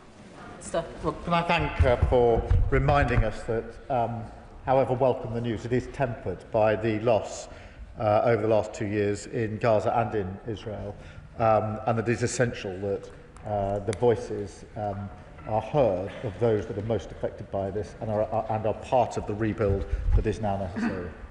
Jim Allister. I gladly join in the tributes of appreciation to all, including President Trump, who made the long-awaited release of the hostages a reality yesterday. But could I press the Prime Minister on the issue of the disarming of Hamas? For the Prime Minister, is that wholly non-negotiable? How is it to be delivered? And if it is not delivered in totality, where does that leave this nation, having recognised a Palestine which then would have a continuing presence of an armed and controlling Hamas? Prime Minister. Well, it must be non-negotiable, and that's why it's written into the 20-point plan, which is why we are now putting ourselves forward to play a part in the decommissioning, because it's only by decommissioning that we can ensure that the threat from Hamas is removed, and that's why it's in the plan. That's why we want to play our full part, and we'll do everything we can with other allies to bring that about. Lizzie Collins. Thank you, Madam Deputy Speaker. I thank the Prime Minister for his statement and, of course, welcome an end to the killing in Gaza. And I would like to ask the Prime Minister what guarantees are in place to ensure that humanitarian aid can now reach Gaza without interruption, and that this aid will be independent of the whim of the Israeli government or any other actor on the ground. Well, we're doing all we can to ensure that that is the case, because it's important for all the reasons that she well understands. That now involves the practical measures, working with other countries to ensure the aid can get in at speed, at volume. It is beginning to go in, but it's by no means in the right volume or speed, even now after the agreement, and that's what we need to focus on. Iqbal Mohammed. Thank you, Madam Deputy Speaker. I would like to associate myself with the tributes paid to Lord Campbell from across the House, and to thank the Prime Minister for his statement. I also welcome the release of all hostages and the several hundred Palestinian detainees as well. But we must remember that there are over 10,000 captives, some prisoners but many without charge, that are still held in Israeli prisons, and I hope the government will work towards the release of the innocents that are being held. The rebuilding and the interim and final governance of Gaza must be Palestinian-led, not by Western actors. The Palestinians have suffered over 2 years of a relentless genocide and decades of Israeli siege, occupation, military violence and oppression. I totally agree with the position that Hamas must not have any role to play in any future governance of Palestine. However, and there's no excuse for what happened on October the 7th, but one of the root causes that's preventing a two-state solution from becoming reality is the unlawful occupation of Israel. Can the honourable gentleman please get to his question? Thank you.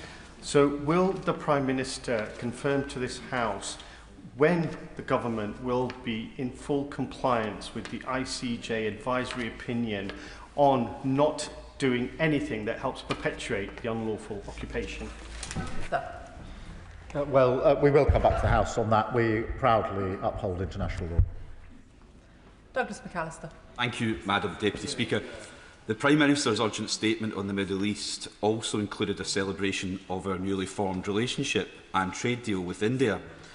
Did the Prime Minister's discussions with PM Modi last week also include raising the case of my West Dunbartonshire constituent Jagtar Singh Johal? And if so, did he insist upon his immediate release and return home to his family in Dumbarton? He is 8 years arbitrarily detained in India. Enough is enough. Prime Minister, it's time to bring him home. Well, can I thank him for his question and his work on this? And yes, I did raise it with Prime Minister Modi, and UK officials regularly raise this case. And the Foreign Secretary will be meeting Jagtar's family in coming weeks, and we'll keep the honourable member updated. Jim Shannon. Thank you, Madam Deputy Speaker. We welcome the news very much that there is a ceasefire and that those hostages have finally been returned home after 2 long years in unimaginable conditions. Smiles on the faces of family members is a joy to behold. While President Trump deserves much credit for the peace deal, our own Prime Minister and our own United Kingdom government also deserve some credit for the role that they've played in support of trying to get the peace. What discussions have been held with the United States of America to ensure that Hamas terrorists' murderous intent is stopped? Hamas have been systematically murdering all those who have stood up against them and since the ceasefire took place. Many executions of those within the Gaza township have been an example. Hamas must be destroyed. What has been done to see Hamas weapons removed and their influence eradicated entirely? Thank you. Well, can I wholeheartedly agree with him in terms of the spirit and intent behind the question? Hamas is a terrorist organisation that has inflicted violence on far too many individuals and destruction, and they can play absolutely no part in the future. And our recognition of Palestine was expressly on that basis. And we will continue to work with other countries to ensure that that is the situation, because it's vital that that is part of a peaceful and lasting settlement in the region. Patricia Ferguson. Thank you, Madam Deputy Speaker, and I very much welcome the Prime Minister's statement today and would like to thank him and his ministerial team and their advisers for all the work that's gone on over many months to get us to the point that we're at, where there is some hope for peace in Gaza and also for peace for Israel. But in this process, as we go forward and as we try to build peace, can he ensure that the voices of women, so often excluded from such processes, are heard and that women are at the table when decisions are being made? Well, she makes a very good point. We must ensure that women are a part of the future build here, and we will ensure that we do so. Sarah Smith. Thank you, Madam Deputy Speaker. I welcome yesterday's ceasefire agreement and the Prime Minister's statement today, and just want to recognise the leadership that he and his ministers have shown on this issue so tirelessly for such a long time. Now, we know sustaining the peace is dependent on humanitarian services scaling up rapidly in Gaza, and many NGOs are currently struggling with Israel's kind of restrictive and politicised new registration measures, leaving many in limbo and unable to work alongside UN agencies to scale up those services. What is the Prime Minister doing to ensure that we address this, tackle it, and make sure the needs of Palestinians are met as quickly as possible? Minister. Well, she raises a really important issue in relation to some of the hurdles and barriers that are put in the way of those wanting to deliver aid, and we are working with others to scale up the volume and speed with which aid can get in. Can I thank the Prime Minister for his statement this afternoon? There will be a couple of moments whilst the front benches swap over and we do some furniture removal.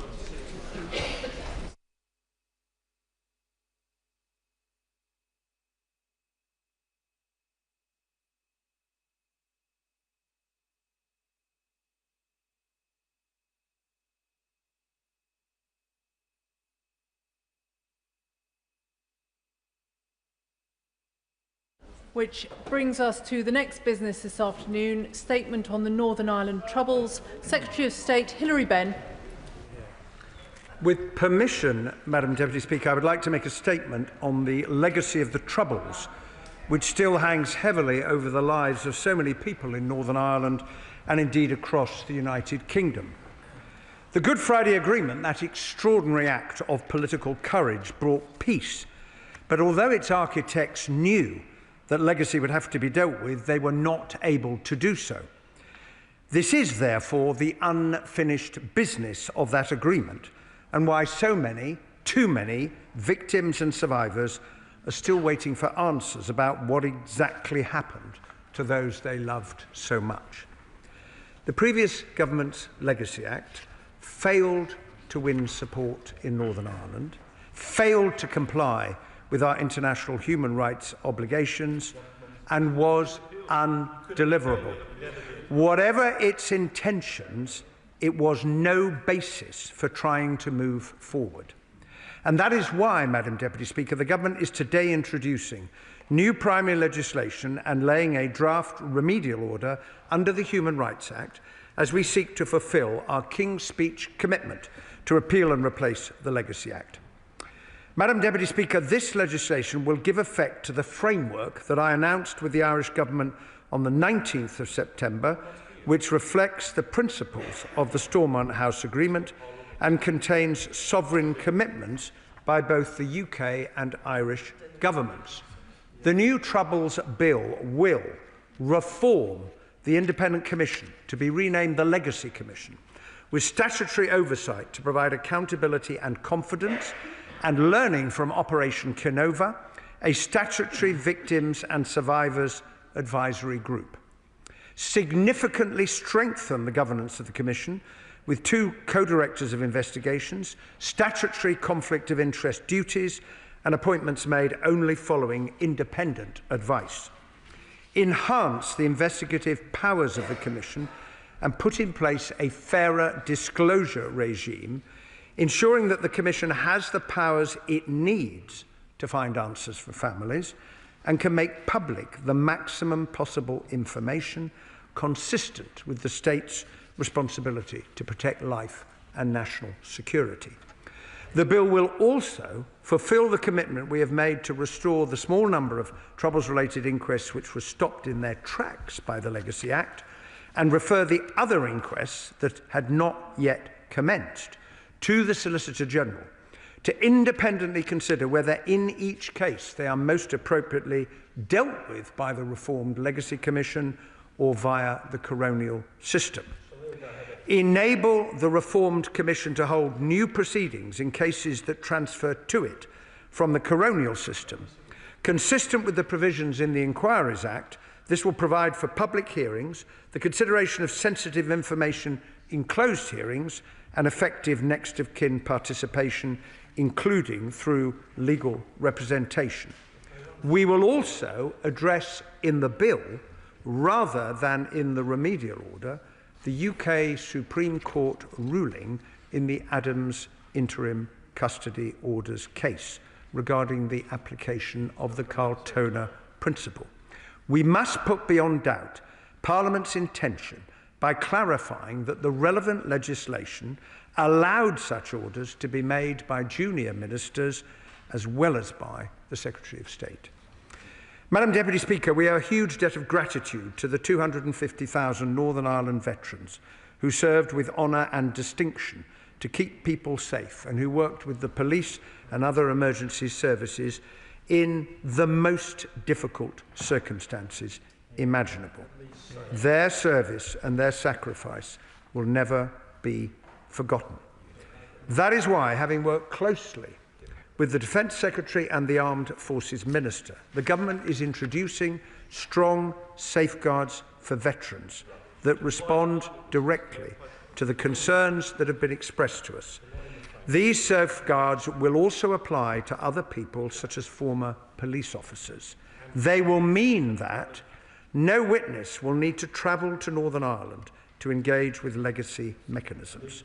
They will have a right to do so remotely because coroners and judges in the Commission will be legally required to allow this, and support for veterans will be available to assist them in doing so.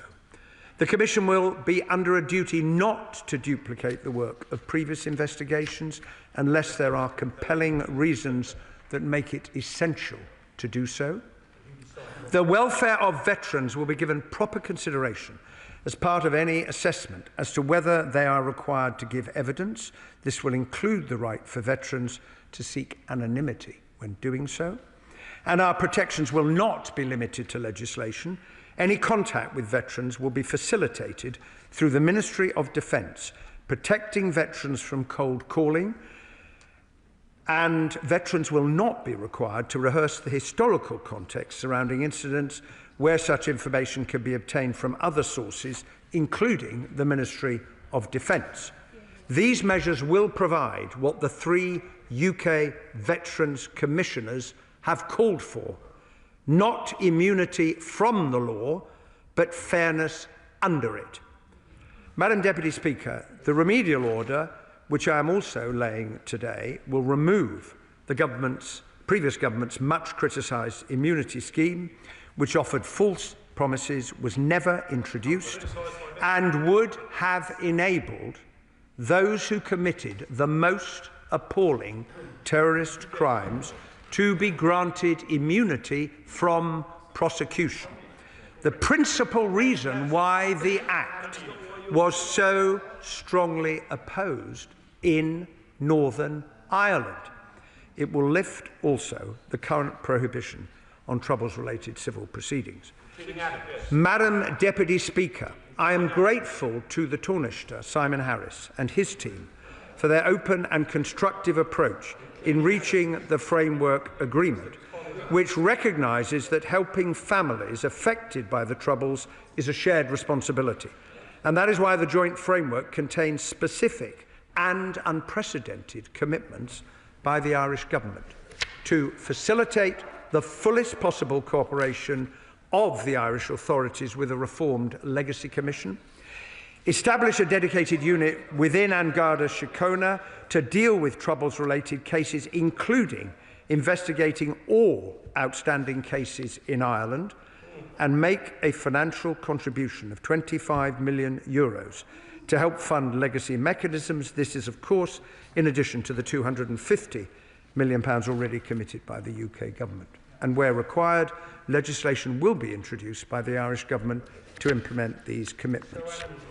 We are also establishing with the Irish Government an independent commission on information retrieval, initially on a pilot basis, to provide families with an additional means of getting information. Madam Deputy Speaker, since my appointment last year, I have had many discussions with political parties, victims and survivors organisations, human rights groups, veterans and others affected by the Troubles. Given the views held by so many people, often diametrically opposed, it was always going to be impossible to set out a plan that gives everybody everything that they want. There will be elements of our approach that some people will welcome and others will not. I also recognise, because of what has gone before, there is a great lack of trust in all of us in this House on the part of victims and survivors. That is unfortunately the reality, but it is not, and it never has been, an argument for not trying to find a way forward. And I hope that those who want to see a fair and effective approach to legacy, which can command greater support in Northern Ireland, will recognise that these measures represent fundamental reform and will therefore be given a chance to succeed. Time waits for no one, least of all for the many families who lost loved ones, and they ultimately will be the judge of whether these new arrangements can give them the answers that they have sought for so long.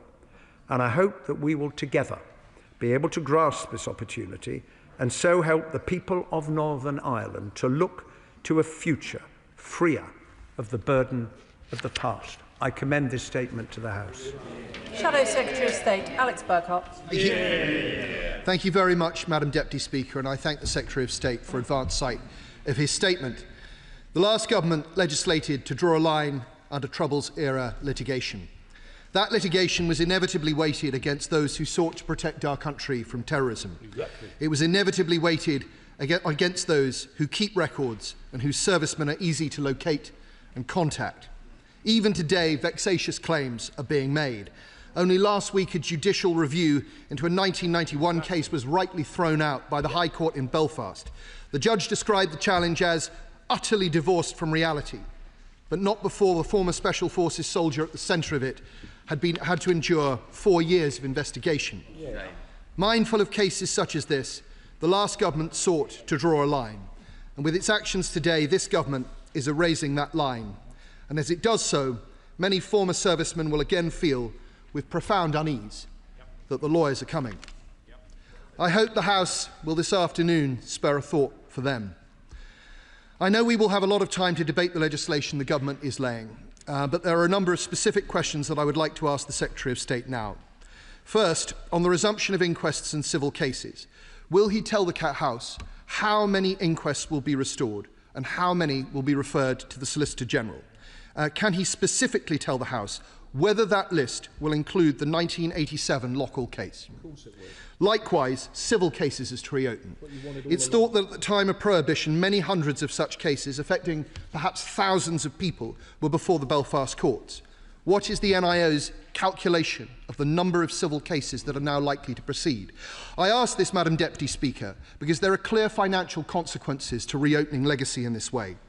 The Secretary of State referred to £250 million already committed.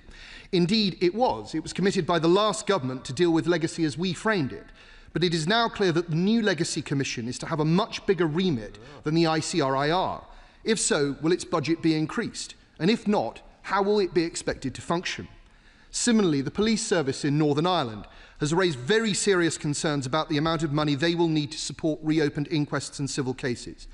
Policy Exchange has placed this cost on the police as around £90 million at a time when police numbers in Northern Ireland are at an all-time low.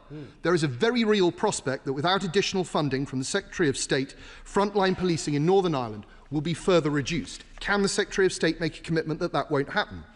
Third, the government has briefed journalists today that legislation will ban Gerry Adams from receiving compensation for his detention in the 1970s.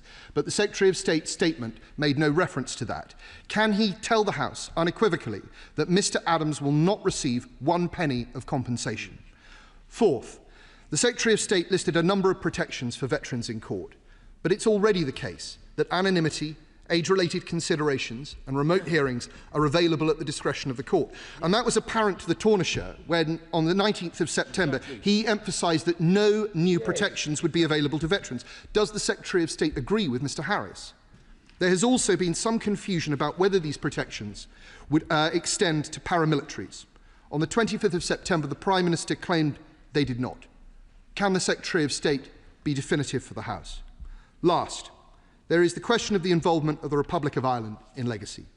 This has proved deeply controversial. I am sure the Secretary of State will be asked questions about it this afternoon. However, I was interested to see that the Republic has made commitments to get the Garda to investigate unresolved Troubles-related incidents within its jurisdiction and to legislate to enable the fullest possible cooperation of the relevant Irish authorities with the Legacy Commission. If this is so, if this is to happen, it is to be welcomed. Because during the Troubles, the UK repeatedly sought extraditions from the Republic to bring terrorist charges. In the vast majority of cases, they were turned down.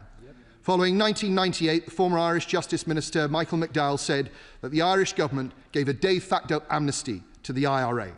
And indeed, there are very many instances of possible collusion between the Garda and the Provisional IRA which have never received the attention they deserved. Kingsmill, the murder of Ian Sproul, Bloody Friday, Taban, Le Mans, the list goes on.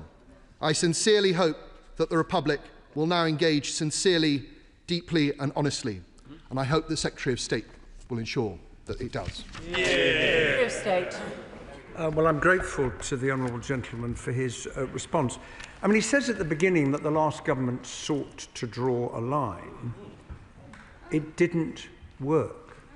It didn't work. And in the act of seeking to do that, and this is the one question that the now opposition has never been able to answer, it decided it would give terrorists immunity from prosecution. I've never heard, and oh yes, that is what the last government did, and I've never heard a justification. Yes, it did. Oh yes, it did. And it didn't work. It didn't have support in Northern Ireland. How can Northern Ireland proceed to deal with the legacy of the Troubles when the legislation the last government passed had no support in Northern Ireland? To answer his specific questions, 9 inquests will be restored. The remaining 24 will go into the sifting process. That 9 will include Loughall because the Conservative Attorney General 10 years ago ordered a new inquest into Loughall, a point never referred to by the opposition. And it was one of the cases that had begun, and therefore it falls within the group that will be restored. The rest will be considered in the sifting process by the Solicitor General. The number of civil cases will depend on those who choose to bring them or resume them.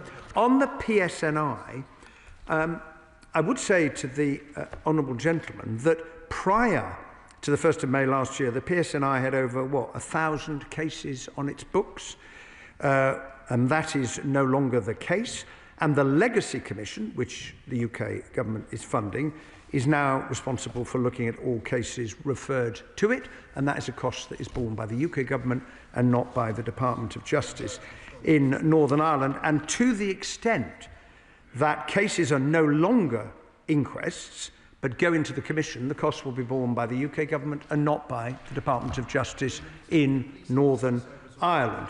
On the issue of interim custody orders, as I indicated to the House a moment ago, the legislation will make it clear that the signing of interim custody orders by junior ministers was always lawful, but we have also decided, in placing a draft remedial order before the House today, that sections 46 and 47 will now remain in place until the provisions of the bill take effect. Now, this will deal with the point that some people have raised about avoiding a gap, but we all have to recognise that 46 and 47 proved to be an ineffective way of dealing with this issue. And the honourable gentleman smiles, but he knows that that is the case. The protections we have brought in for veterans, we have done it with the motivation of protecting veterans. And on the involvement of the Republic of Ireland, well, I join the honourable gentleman, a point of unity at the end. I join him in welcoming the commitment of the Irish government to this partnership, because the history of Northern Ireland teaches us a lot of progress is made when the two guarantors of the Good Friday Agreement work together, and there are many people in Northern Ireland who would like to get answers from the Garda and from the Irish authorities. At the moment, the Irish government is refusing to cooperate. Why? Because of the last government's Legacy Act, and I look forward to them participating in the process in the months and the years ahead. Select Committee, Tonia Antoniazzi. Thank you, Madam Deputy Speaker. I'm pleased to see from the Joint Framework that the Government has listened to some of the key concerns voiced by stakeholders during my committee's inquiry into legacy. No doubt those stakeholders will want to study the detail of the proposals that my right honourable friend is publishing today. To that end, what consultation has the Government had with victims and survivors groups since the Joint Framework was announced, and in what ways has this informed the legislation laid today? Secretary of State. Well, the legislation is about to be published, but in the 14 months since I took up this post, I've had many conversations with families, victims, and the other organisations and groups that I listed in my statement. And the bill that the House will see is the result of that process of discussion, listening, drafting, attempting to respond, not in a way that will please everyone, but attempting to respond to the mess, frankly, the mess, that this government was left by the last government that passed a piece of legislation that did not work, didn't have support, and was found by the courts in a number of respects not to be compatible with our obligations. The question now will be for all of those groups, having seen the framework agreement we reached with the Irish government, do they feel that the legislation give effect to that, and will it enable Northern Ireland to move forward in dealing with these really intractable problems. Liberal Democrat spokesperson Paul Collar. Thank you, Madam Deputy Speaker. I thank the Secretary of State in advance for so advanced side of his statement. As this is my first statement as the Liberal Democrat spokesperson for Northern Ireland, I want to begin by recognising the deep scars left by the troubles on families, communities across the island of Ireland and these islands. The pain, loss and legacy of that conflict remain deeply felt to this day. Whilst the Liberal Democrats welcome the recent agreement between the British and Irish governments, the true test of this deal will lie in the detail of the legislation that follows.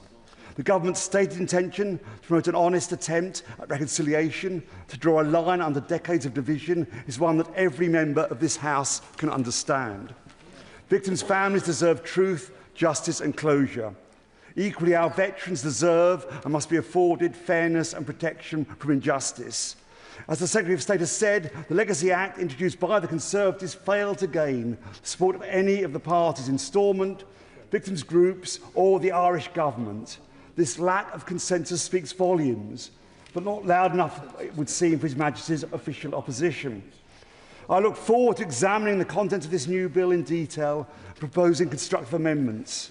My party will engage fully with the government as lasting reconciliation depends upon transparency, fairness and independent oversight. That means an effective information retrieval body with statutory disclosure powers, meaningful participation for victims and safeguards to uphold both justice and compassion for veterans and victims alike.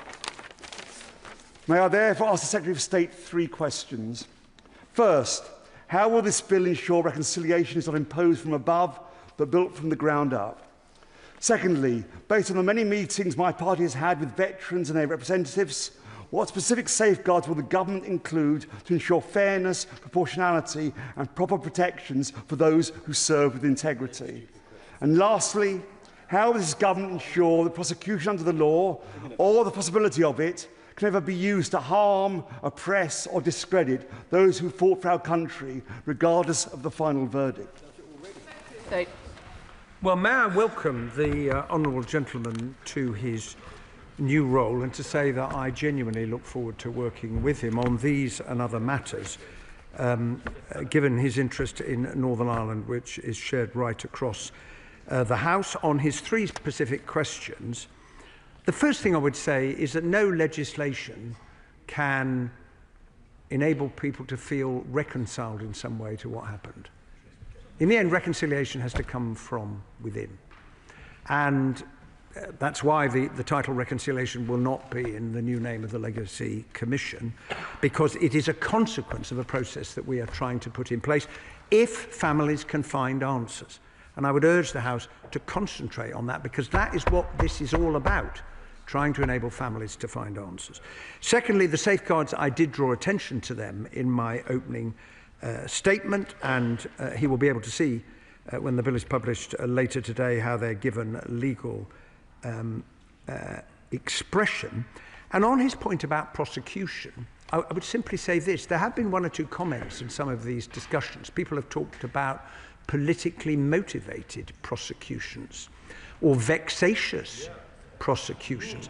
I think it's very important, Madam Deputy Speaker, that the House upholds the integrity and independence of the prosecutorial authorities. A fundamental bedrock of our legal system is that independent prosecutors make those decisions. And to suggest they are any way politically motivated, in my view, is profoundly mistaken. Fleur Anderson. Thank you, Madam Deputy Speaker. I'd like to pay tribute to the Secretary of State and to the Secretary of Defence and the Armed Forces Minister for working so hard to achieve this new phase of the peace settlement in Northern Ireland. As we celebrate peace starting in the Middle East, this is a reminder of how long it takes to build peace and how important justice is for peace. Does he agree with me that by shutting down investigations, including the deaths of more than 200 Operation Banner soldiers, without an adequate alternative, the unlawful Legacy Act failed so many families and victims of the Troubles, and the mess had to be undone? Well, first of all, could I thank my honourable friend for her question, but above all to thank her for her great service in the Northern Ireland office. It was a real pleasure to work with her, and she did so much during her time working in the department. I do agree with her, because those service families, they want to find answers. And I met some time ago the family of Tony Harrison, who served and was murdered in Belfast, and his mother and his brother told me how outraged they were by the Legacy Act, because it proposed that those who had killed their son could get immunity from prosecution. And that is why it is so important that we put that misguided approach on one side, so that all families, service families and other families, can find answers. Sir Julian Smith. Madam Deputy Speaker, it's worth remembering that most victims are not in a group. They're not in the media. They're not taking action. They just want to know what happened to their loved ones.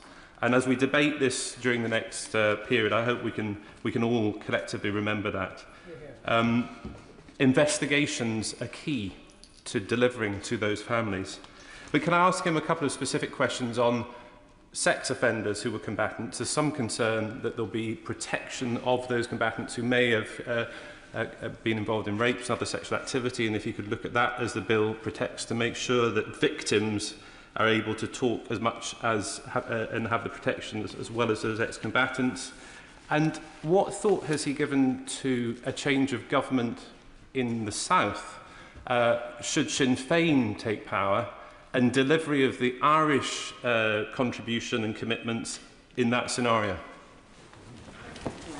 Well, I am grateful as ever to the right honourable gentleman for his wise words, and would once again want to pay tribute to the distinguished role he played in trying to move some of these and many other questions in Northern Ireland forward during his time as the Secretary of State. On the latter point, it is not for me to speculate on what is going to happen as a result of the decisions of the Irish electorate. The current coalition government has given a commitment. These were two governments coming together, each making sovereign commitments, promising to carry them out in their own jurisdictions. I think it is a hugely significant moment, because you have to go back 11 years to the last time the last government was able to reach agreement with the Irish government in the form of the Stormont House Agreement. On the first question, when he sees the bill, he will see that we are making some changes to allow some other matters to be investigated, because I am conscious of the point that he has raised. Katrina Murray. Thank you, Madam Deputy Speaker, and I welcome the statement and the progress made by the Government and that of the Republic of both this Government and that of the Republic of Ireland. As my honourable friend from Gower said, as the Northern Ireland Affairs Select Committee, we've heard of the heartbreak of many of those who lost loved ones over the course of the Troubles, and regardless of the background of those loved ones, they deserve answers. Consistently, the response that we received for good practice for replacement was that of Operation Canova, that many of those in Ireland are too close to this, and by bringing suitably qualified individuals from other parts of the UK should be considered as part of any process. Has this been? Can I ask the Secretary of State if this has been considered as in the new bill? Well, I would make 2 points to my honourable friend. The first is that, as I alluded to, we have drawn from the experience of Operation Canova in saying that part of the bill will create a statutory victims and survivors advisory group to ensure that the Commission, in the way it goes about its work, takes account of victims and survivors, and that will include a representative of those who served the state during the Troubles. On the second point, one thing that we are doing is to put much tougher statutory provisions in place relating to conflicts of interest, which is why there are going to be two directors of investigation. One will have experience of investigating cases in Northern Ireland, the other will not. And that will address concern that some families have had about who is going to be looking into their case. And we should not forget, despite the nearly 100 cases that the Commission is currently investigating, and I welcome that, there are far too many families in Northern Ireland who said, I'm not going anywhere near the Commission. And part of the purpose of what we're seeking to do is to build confidence on the part of more families in Northern Ireland to go to the Commission and get answers. Gavin Robinson. Madam Deputy Speaker, and can I firstly just welcome the Minister to his place and to the Department, and to welcome the new shadow spokesperson for the Liberal Democrats, and thanking very personally the role played by the Honourable Lady Ford Putney during her time in the Northern Ireland office as well. Madam Deputy Speaker, whenever the announcement was raised and announced with the Irish Government during a House of Commons recess, you could consider that cynical. That we stand here today during a statement on legislation that has yet to be introduced and therefore we have no detail as disgraceful. And the suggestion that the Irish Government have committed to legislate at all is entirely fanciful. They have not. But the detail we do have is that the Secretary of State wishes for the Solicitor General to be the person to carry out the sifting process as to whether cases should go to inquest through the coronial system or to the Legacy Commission. Now, in Northern Ireland, we have an Advocate General. The Advocate General is England and Wales's Attorney General. I'm clear in my mind that Richard Hermer would be wholly inappropriate to have his hands anywhere near cases touching on legacy of the past, given how he has conflicted himself. So will the Secretary of State indicate, has the Attorney General of this country reclused himself from this process? Has he, as Secretary of State, decided to exclude the Attorney General from this process? And is he legislating in a way that will exclude every Attorney General from this process, or is it just Richard Hermer? Well, I would say to the Right Honourable gentleman, I'm sorry to have heard what he has just said in relation to very substantial proposals contained in the framework document. And I grant him, the bill will be published shortly and he will have a chance to read it. I've been accused of many things in my time in public life. Being cynical is not one of them, so that is a first. The truth about the announcement of the framework, well, it may be the beginning of a number of such accusations. But anyway, I leave that to others who want to take the debate in that particular direction.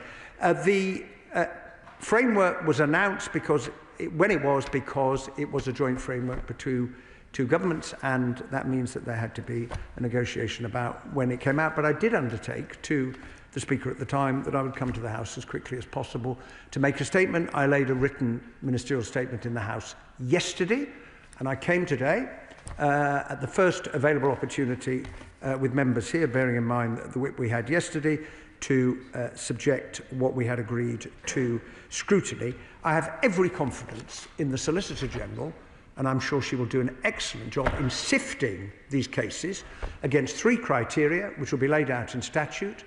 One, what impact will sensitive information have on the ability of inquests to actually complete the case? The second will be speed. Time waits for no one. And the third will be, what is the view of those who are involved in the cases, including families? Alex Baker. Thank you, Madam Deputy Speaker. I thank the Secretary of State for his statement, and I welcome the Government's focus on protections package for veterans. Last week I met with David, Ishbel and Gary from Yateley and Hawley Royal British Legion, who do an excellent job supporting veterans in my community. We discussed the new Veterans Protection Package announced by the Government, including the protections against repeated investigations.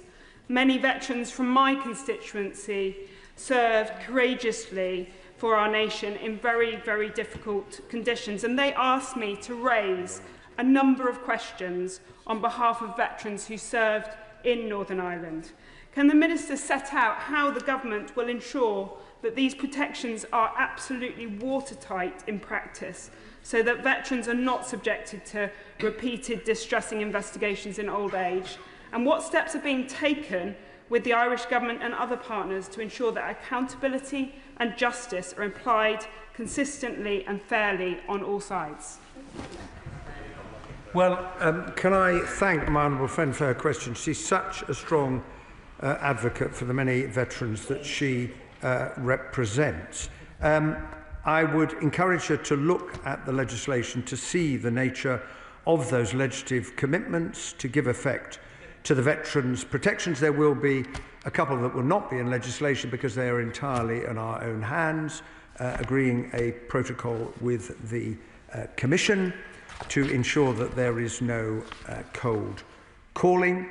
And I would like to take this opportunity, and it's very remiss of me not to have welcomed my new deputy to the House. This is the first time we've had the chance to sit together on the front bench. But I want to pay tribute to the Minister from the Ministry of Defence, the Minister for Armed Forces, who has played a really important and significant role in putting these protections in place. And I note that Lieutenant General Sir Nick Pope, the chair of the Confederation of Service Charities, has said the Confederation welcomes, and I quote, welcomes the development of the safeguards that have been put in place to offer protection to those within the armed forces community who are affected by legacy issues.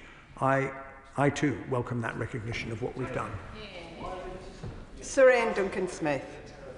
Deputy Speaker, obviously the devil lies in the detail of these things, as never more so in Northern Ireland. So before the bill comes eventually before us, we really can't say for certain whether it's good, bad or indifferent, as is often the case. But I do raise 2 points. First of all, I think mentioning this agreement, as it seems in here, which I find a little bit wishy-washy over Ireland's role in all of this, does have a huge amount of history attached to it, as has been said by honourable friends. Ireland's role in this over the past in refusing in any way to hand over people that were quite really guilty of the most vexatious, disgusting attacks on civilians and on soldiers does seem to me rather peculiar. And so we wait and see what that actually means, because Ireland says they're committed. I'd love to see what that commitment actually means. I do say when it comes to vexatious prosecutions, and I see that in this note that we've got here, they talk about protection from repeated investigations, unless there are compelling reasons to do so. My concern with things like that, they are little hooks that allow development through legislation and not actually powerful tools to do what the right honourable gentleman says. And so I would urge him right now to be very clear when this legislation comes forward that this cannot be broken through, and the definition of compelling needs to be tied right down. Well, I note the point that the right honourable gentleman makes about the past, and I'm not going to dissent from what he said, but this is an attempt to move beyond the past and the history, to try and move forward to something that is better in the future. And look, in the end, people will judge the commitments that this government has made, and people will judge the commitments that the Irish government has made. But the deal has been signed in good faith, and we are committed to doing what we promised to do. The purpose of the Commission, which after all the last government established, and which I took the decision not to abolish, but to reform. Many people criticised that. They wanted it scrapped completely and start again. I thought that it would have been a mistake, because time waits for no one, and we'd have wasted all the money and stopped the investigations that are taking place, which are really important to the families. Every single investigation is important to every single family, because it's about the death of their loved one. And we will debate at, I'm sure, length in the House the specifics of the legislation. The state has a duty, of course, to properly investigate cases where the state has been involved in a death. The right honourable gentleman is well aware of that, and it's a duty that all of us should uphold. Claire Hannah. Firstly, can I thank the Minister and his team for their work on this package, including the member for Putney, who was so well regarded by everybody who came across her in Northern Ireland. Can I thank officials in the Department of Foreign Affairs in Dublin for the same, because that partnership is vital to moving forward. And the SDLP acknowledges the progress in this package if it is faithfully captured in the legislation. And when we push for more and better, please know that that comes from a sincere and long-held determination pushing to get this right for families, for survivors and for our society as a whole. Despite some voices to the contrary, including recently, I don't believe that most people do believe that any murder in Northern Ireland was justified or inevitable or useful or worthy of cover-up, and perpetuating those narratives is an enormous challenge for the present and for the future as well. But does the Secretary of State agree with me that all of the work invested by families and campaigners and by his officials will be worth nothing if those who created victims, whether Republican or Loyalist paramilitaries or state forces who assisted them, do not approach this with full transparency and disclosure and put honesty and the needs of victims over the needs of their own narratives?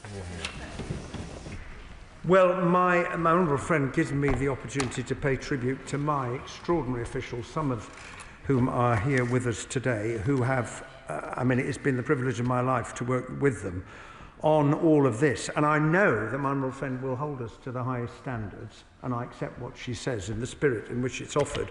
As I indicated to the House earlier, I want there to be the maximum provision of information to families, but we also have to acknowledge that all governments, any government, has responsibilities for the security of the state and to protect life, and this government will uphold both. Dr Al Pinkerton. Thank you, Madam Deputy Speaker, and can I welcome the Minister to his place, and can I also welcome my honourable friend to his new place, and to, frankly, the best job that somebody could have in opposition. I have spent the summer speaking to veterans groups who I've been speaking to about that vital commitment that they need to feel, that the process of prosecution does not become persecution. And whilst many of those veterans recognise that they went to Northern Ireland in order to restore the rule of law, and that they think that they should be subject to the laws of this land, they nonetheless remain incredibly anxious about the possibility that the process of persecution becomes persecution. Can I ask the Secretary of State, has he had the official backing of any veterans group for the approach that he has taken? And separately, can I also ask, has he had any assurances from the Republic of Ireland government that they will, as a result of the publication of this bill, drop the interstate case against the United Kingdom? Well, I'm grateful to the honourable gentleman, and can I thank him for the role he played when he was leading for the Liberal Democrats on Northern Ireland. The truth is that with the passage of time, the possibility of prosecutions becomes increasingly remote. We all know that to be the case. Most of the families I have met, most, not all, have said, I know no one's going to be held to account through a judicial process, but I just want to know what happened. That's what I want. And it causes such pain and grief that answer cannot be provided. It really is difficult. And as far as the Irish government is concerned, I believe that they will honour the promises that they have made, because this is a significant moment, this partnership with the Irish government, because in moving from non-cooperation to cooperation, it will open up the possibility of more information coming to families. And look, on the interstate case, that is a matter for the Irish government, but I'm very clear of one thing. The last Legacy Act created circumstances in which the law that was passed was not compatible with our international obligations, and that is the basis of the interstate case. The legislation I'm bringing before the House will fix that, will deal with it. And in those circumstances, there is no basis, in my view, for the interstate case any longer. Graham Downey. Thank you very much, Madam Deputy Speaker. And can I thank the Secretary of State for his statement today, and in particular for his focus on answers. And it is answers that people want. As someone who lost a friend in Tim Parry when he was murdered by IRA in 1993, I know exactly how important it is for families and everyone who knows victims to get the answers they deserve. And I think the agreement today really is vital in getting that process moving again to get victims and their families the answers that they deserve. Can I ask him to go into a little bit more detail about how he's going to continue that work with families and the victims as this process goes forward, both during the process of the legislation and afterwards, to make sure that answers remains at the absolute heart of what this government is trying to achieve? Well, I'm very grateful to my honourable friend for what he has just said. I spoke yesterday to the Victims Commissioner in Northern Ireland, On the day that the framework was published, on the 19th of September, the Taoiseach and I met the Victims and Survivors Forum in Northern Ireland, explained what the framework was seeking to do, and I made a commitment to the Victims Commissioner yesterday that I will come back to meet the Victims and Survivors Forum once they've had a chance to look at the legislation to find out what they think. Simon Hall. Thank you, Madam Deputy Speaker. In the interest of trying to solve this issue, I wish the Secretary of State well and hope that he will bring forward the bill and deal with its progress in a spirit of compromise and cooperation between the parties to try to find the best landing spot possible. He mentioned earlier good faith, and that is a precious resource which is often very short in supply when it comes to this issue. Could he, because I think it would be helpful, work vigorously with the Irish government for them to work at speed and pace to ascertain what, if any, legislative measures they require to make good on what it is they have committed to, and as best as possible to work those two legislations in lockstep in order to give confidence to both sides who have concerns when it comes to good faith, or rather the absence of it.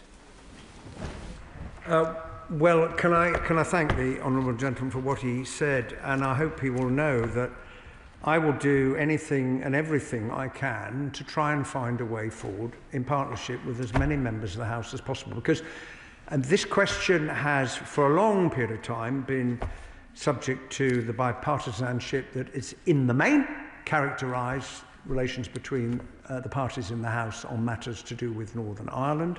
I recognise that there are disagreements in relation to one aspect of what we are putting forward. Doesn't mean we can't work together on the others. I do take his point about the importance of seeing the legislation that is required in Ireland in order to give effect to this, and I was standing next to the Taoiseach when he made it quite clear, to give an example, that the commitment to enable witnesses to give evidence to the Omagh public inquiry, he said we will legislate to deal with that so that it's in place before the hearings resume in March, and that seems to me to be a very important example of good faith. Colm Eastwood. I suppose the Secretary of State will forgive some of us for being cautious before we are ready to believe that the government will, and the state and any paramilitary organisation will give over the information that's required. In fact, right now, there are families across the road in the Supreme Court in legal dispute with the government because the government is withholding information from them. We know there's a pattern in this. When it comes to inquests, will he look again at the sifting process, and will he put family views, and will we give family views primacy when it comes to deciding which cases will have an inquest? And will he drop his proposal? Will he drop his proposal to give himself the power to appoint judges in that inquisitorial mechanism? Because a very important principle of the independence of the judiciary needs to be held up. Well, on the subject of inquests, there will be 3 statutory tests that the Solicitor General will have to apply. And I've just indicated in answer to an earlier question what they are. Family views will be one of the considerations.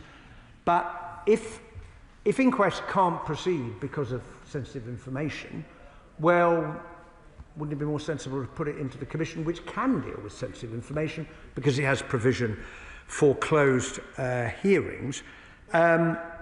No doubt my honourable friend will make the point about appointment processes when we come to discuss the bill. I would, however, just point out, and it's also relevant to the point that's been made from the opposition benches, the agreement on the information retrieval mechanism. This was something that the previous Conservative government negotiated with the Irish government and formed part of the Stormont House Agreement. What is the purpose of it? The purpose of it is to enable those who have information to pass it to the body, which can then pass it to the families, and that information will be a protected disclosure, which is not the same as immunity. It will be a protected disclosure. That system has worked very well in recovering quite a number of the remains of those who were abducted, tortured, murdered and buried by the IRA through the ICLVR, and I hope that that is a step forward in going back to what was agreed at Stormont House by the last government and the Irish government and the political parties, well, not all of them, will be welcome on all sides. Sarcher Eastwood. Thank you, Madam Deputy Speaker. Secretary of State, you refer to this as unfinished business, and in the last statement we heard about the successes of the peace process in Northern Ireland. I was 12 years old when the Good Friday Agreement was signed. I now stand here 40 years of age as the MP for Lagan Valley, and my constituents deserve truth and justice as much as anybody else. We've heard a lot today about veterans, and my family were part of that cohort, and they proudly served, along with many others. They do not want an amnesty. They do not want immunity. They do not want equivocation with terrorists, which was proposed by the outgoing government. We hear about people in Northern Ireland that were in the wrong place at the wrong time whenever they died. They were not.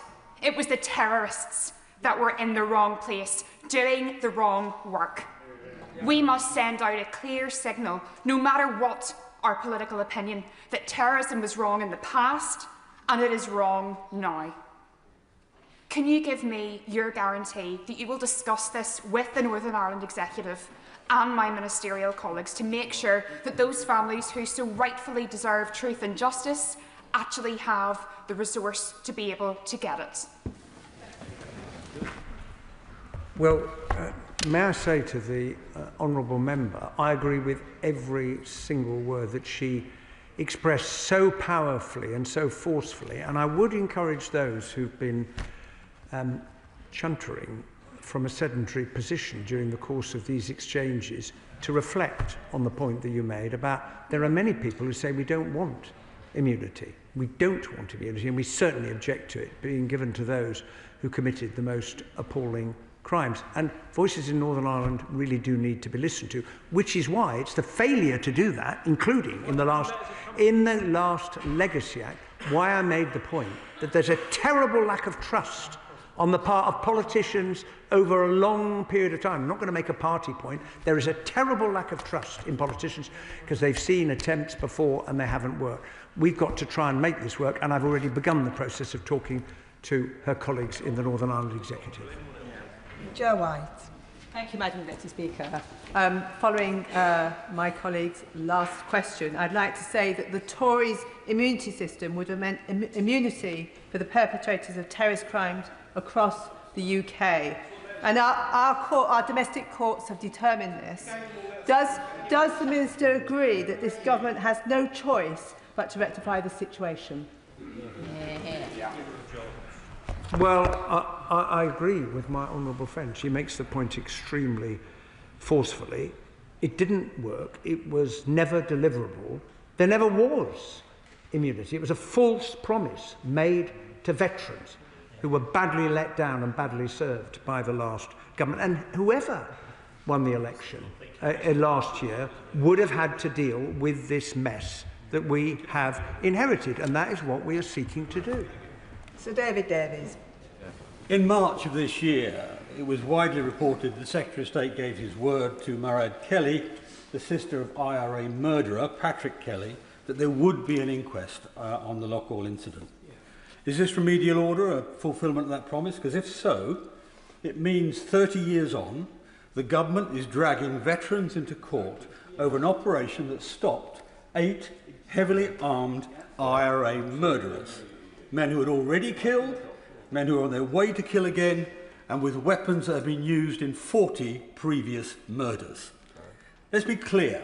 By stopping this attack, those soldiers prevented the murder of many more innocent Northern Ireland citizens. So what justice is served by punishing those brave soldiers with a stressful and unnecessary process? The Liberal who spoke earlier described it as a persecution, punishing them for doing nothing more than their duty. Is this really what the Secretary of State intends? The fact is that this government was elected on a commitment because there was a lot of opposition to the ending of inquests under the Legacy Act. There was, maybe not from him, but from a lot of other people in Northern Ireland. And the government came in committed to restore the inquests that had started and were stopped. And the reason that I said what I said is because Loughall, as I've already indicated to the Shadow Secretary of State, is one of those 9 cases. It is for the independent coronial system to take a decision about that. But one of the factors, of course, that coroners have to take into account is how they're going to deal with any sensitive information that is provided.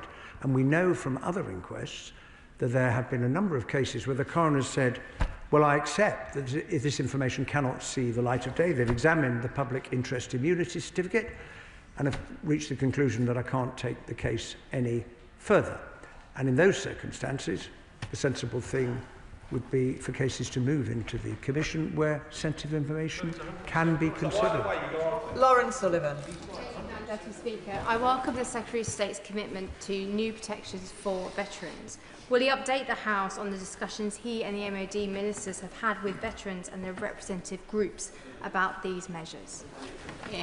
Well, we have had many such discussions. My honourable and gallant friend and myself and the Defence Secretary, and the measures that I have announced will be contained in this bill and the other non-legislative measures are the result of those discussions, because we've listened very carefully to the concerns that veterans have expressed, and we've come forward with what we think is a fair, reasonable, balanced package of measures that will provide protection while also taking forward the responsibility we have to enable those families to find answers, including forces families.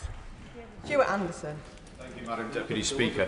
I'm against the repealing of the Legacy Act, and I served in Northern Ireland, and I'm doing so in opposition now.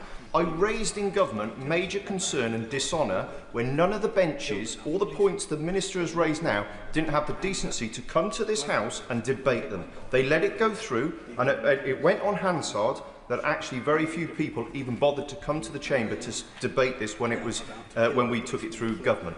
But the 2 points I do have quickly are the support for veterans. You've spoken about the process they will have to go to. I want to know what support is available, as you have mentioned, and also fairer disclosure. When the terrorists didn't keep records, but the British Army did, how are you going to ensure fairer disclosure through that process? Secretary of State, can I just remind members not to refer to you, as that means me. Secretary of State. Well, I'm grateful to the honourable member for his point. Well, there is support available for veterans through the Ministry of Defence, and I know that the Armed Forces Minister is very, very committed to making sure that veterans get all the support they need, which is in part reflected in the package that we have announced. On disclosure, we are making a number of changes, amending the definition of sensitive information so it's not designated by virtue of the body that held it. And that's one of the reasons why the courts found the disclosure arrangements were not compatible with our commitments. The Secretary of State will have to conduct a balancing exercise on what should be disclosed.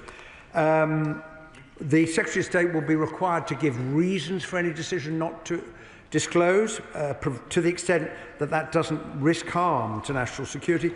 And of course, any decision that the Secretary of State makes can be subject to judicial review. Lewis Atkinson. Thank you, Madam Deputy Speaker.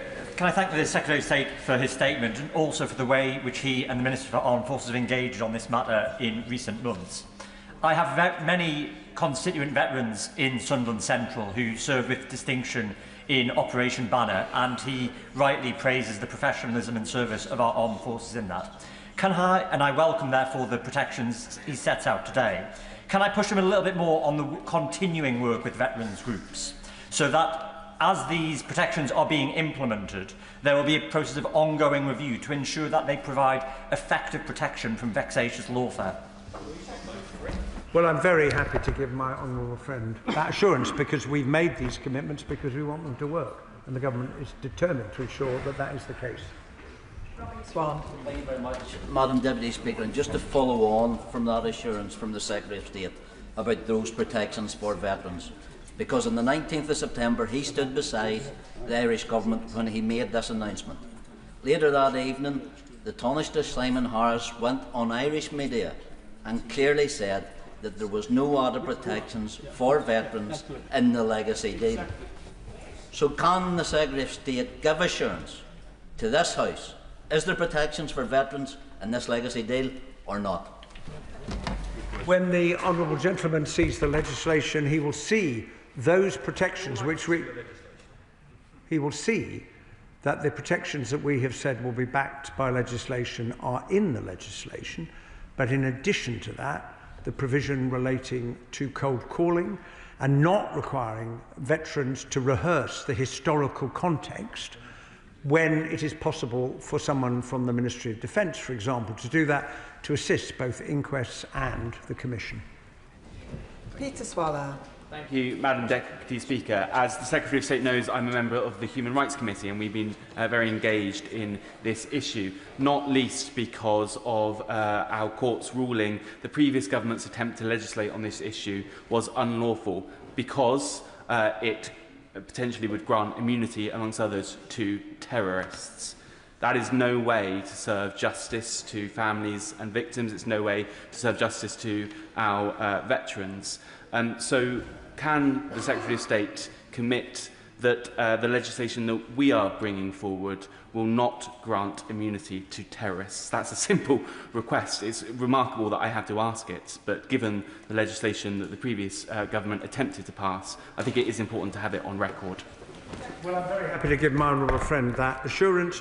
The legislation was passed, it was never commenced, it was struck down by the courts, and the remedial order will remove it from the statute book because we don't agree with giving immunity to terrorists. We don't agree with the principle of immunity because we believe, I hope the whole House believes, in the rule of law. Sir Julian Lewis. I'm surprised no one has mentioned the letters of comfort that were given to the IRA and whether or not they still hold water.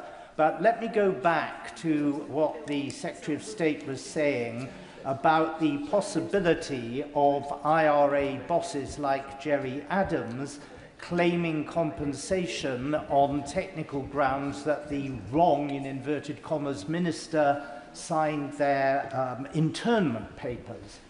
As I understand it, from what he said earlier, the remedial order that he is laying before Parliament will open up the possibility of people like that suing the government for compensation, which nevertheless, which the new legacy legislation that is bringing in will then rule out. And he referred to a possible gap between the new legislation coming into force and the remedial order opening the gap. Now, it's been suggested to me that the government is briefing the press that the remedial order will not actually be voted upon until the new Legacy Act has gone through Parliament. Is that his policy? And if not, what is his policy? Well, the aim of the remedial order is to remove from the statute book provisions in the previous legislation that have been found to be incompatible with our obligations. I would just say on the letters of comfort, they did not offer immunity, and that's been quite clear from Lady Justice Hallett's review, what the Chief Constable and others have said. On the case of the interim custody orders, if I could just reassure the Right Honourable Gentleman, the Supreme Court judgment was in 2020. The last government didn't know what to do about that. It was not a judgment the government expected. Didn't know how to try and deal with the question of potential compensation. In the end, two members of the other house put forward what are now sections 46 and 47. They were voted upon, but they were then subsequently found to be ineffective in achieving the objective when the court said they're incompatible.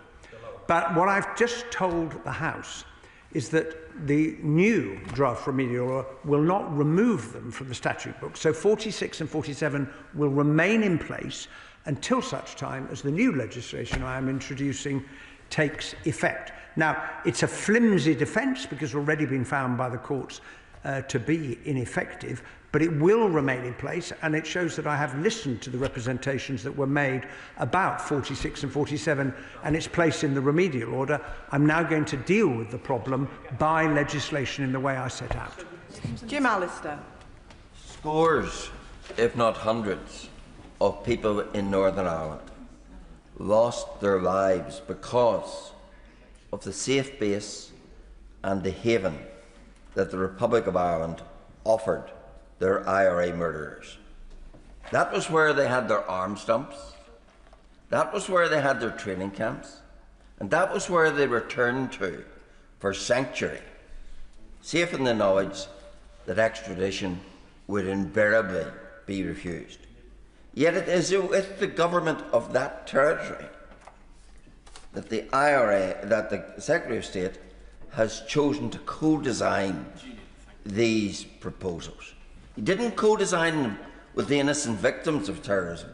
He chose to co-design them with the government of the territory that facilitated the victim makers.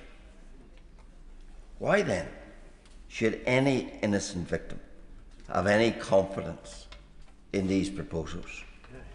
Particularly as it still requires nothing meaningful from the Republic of Ireland.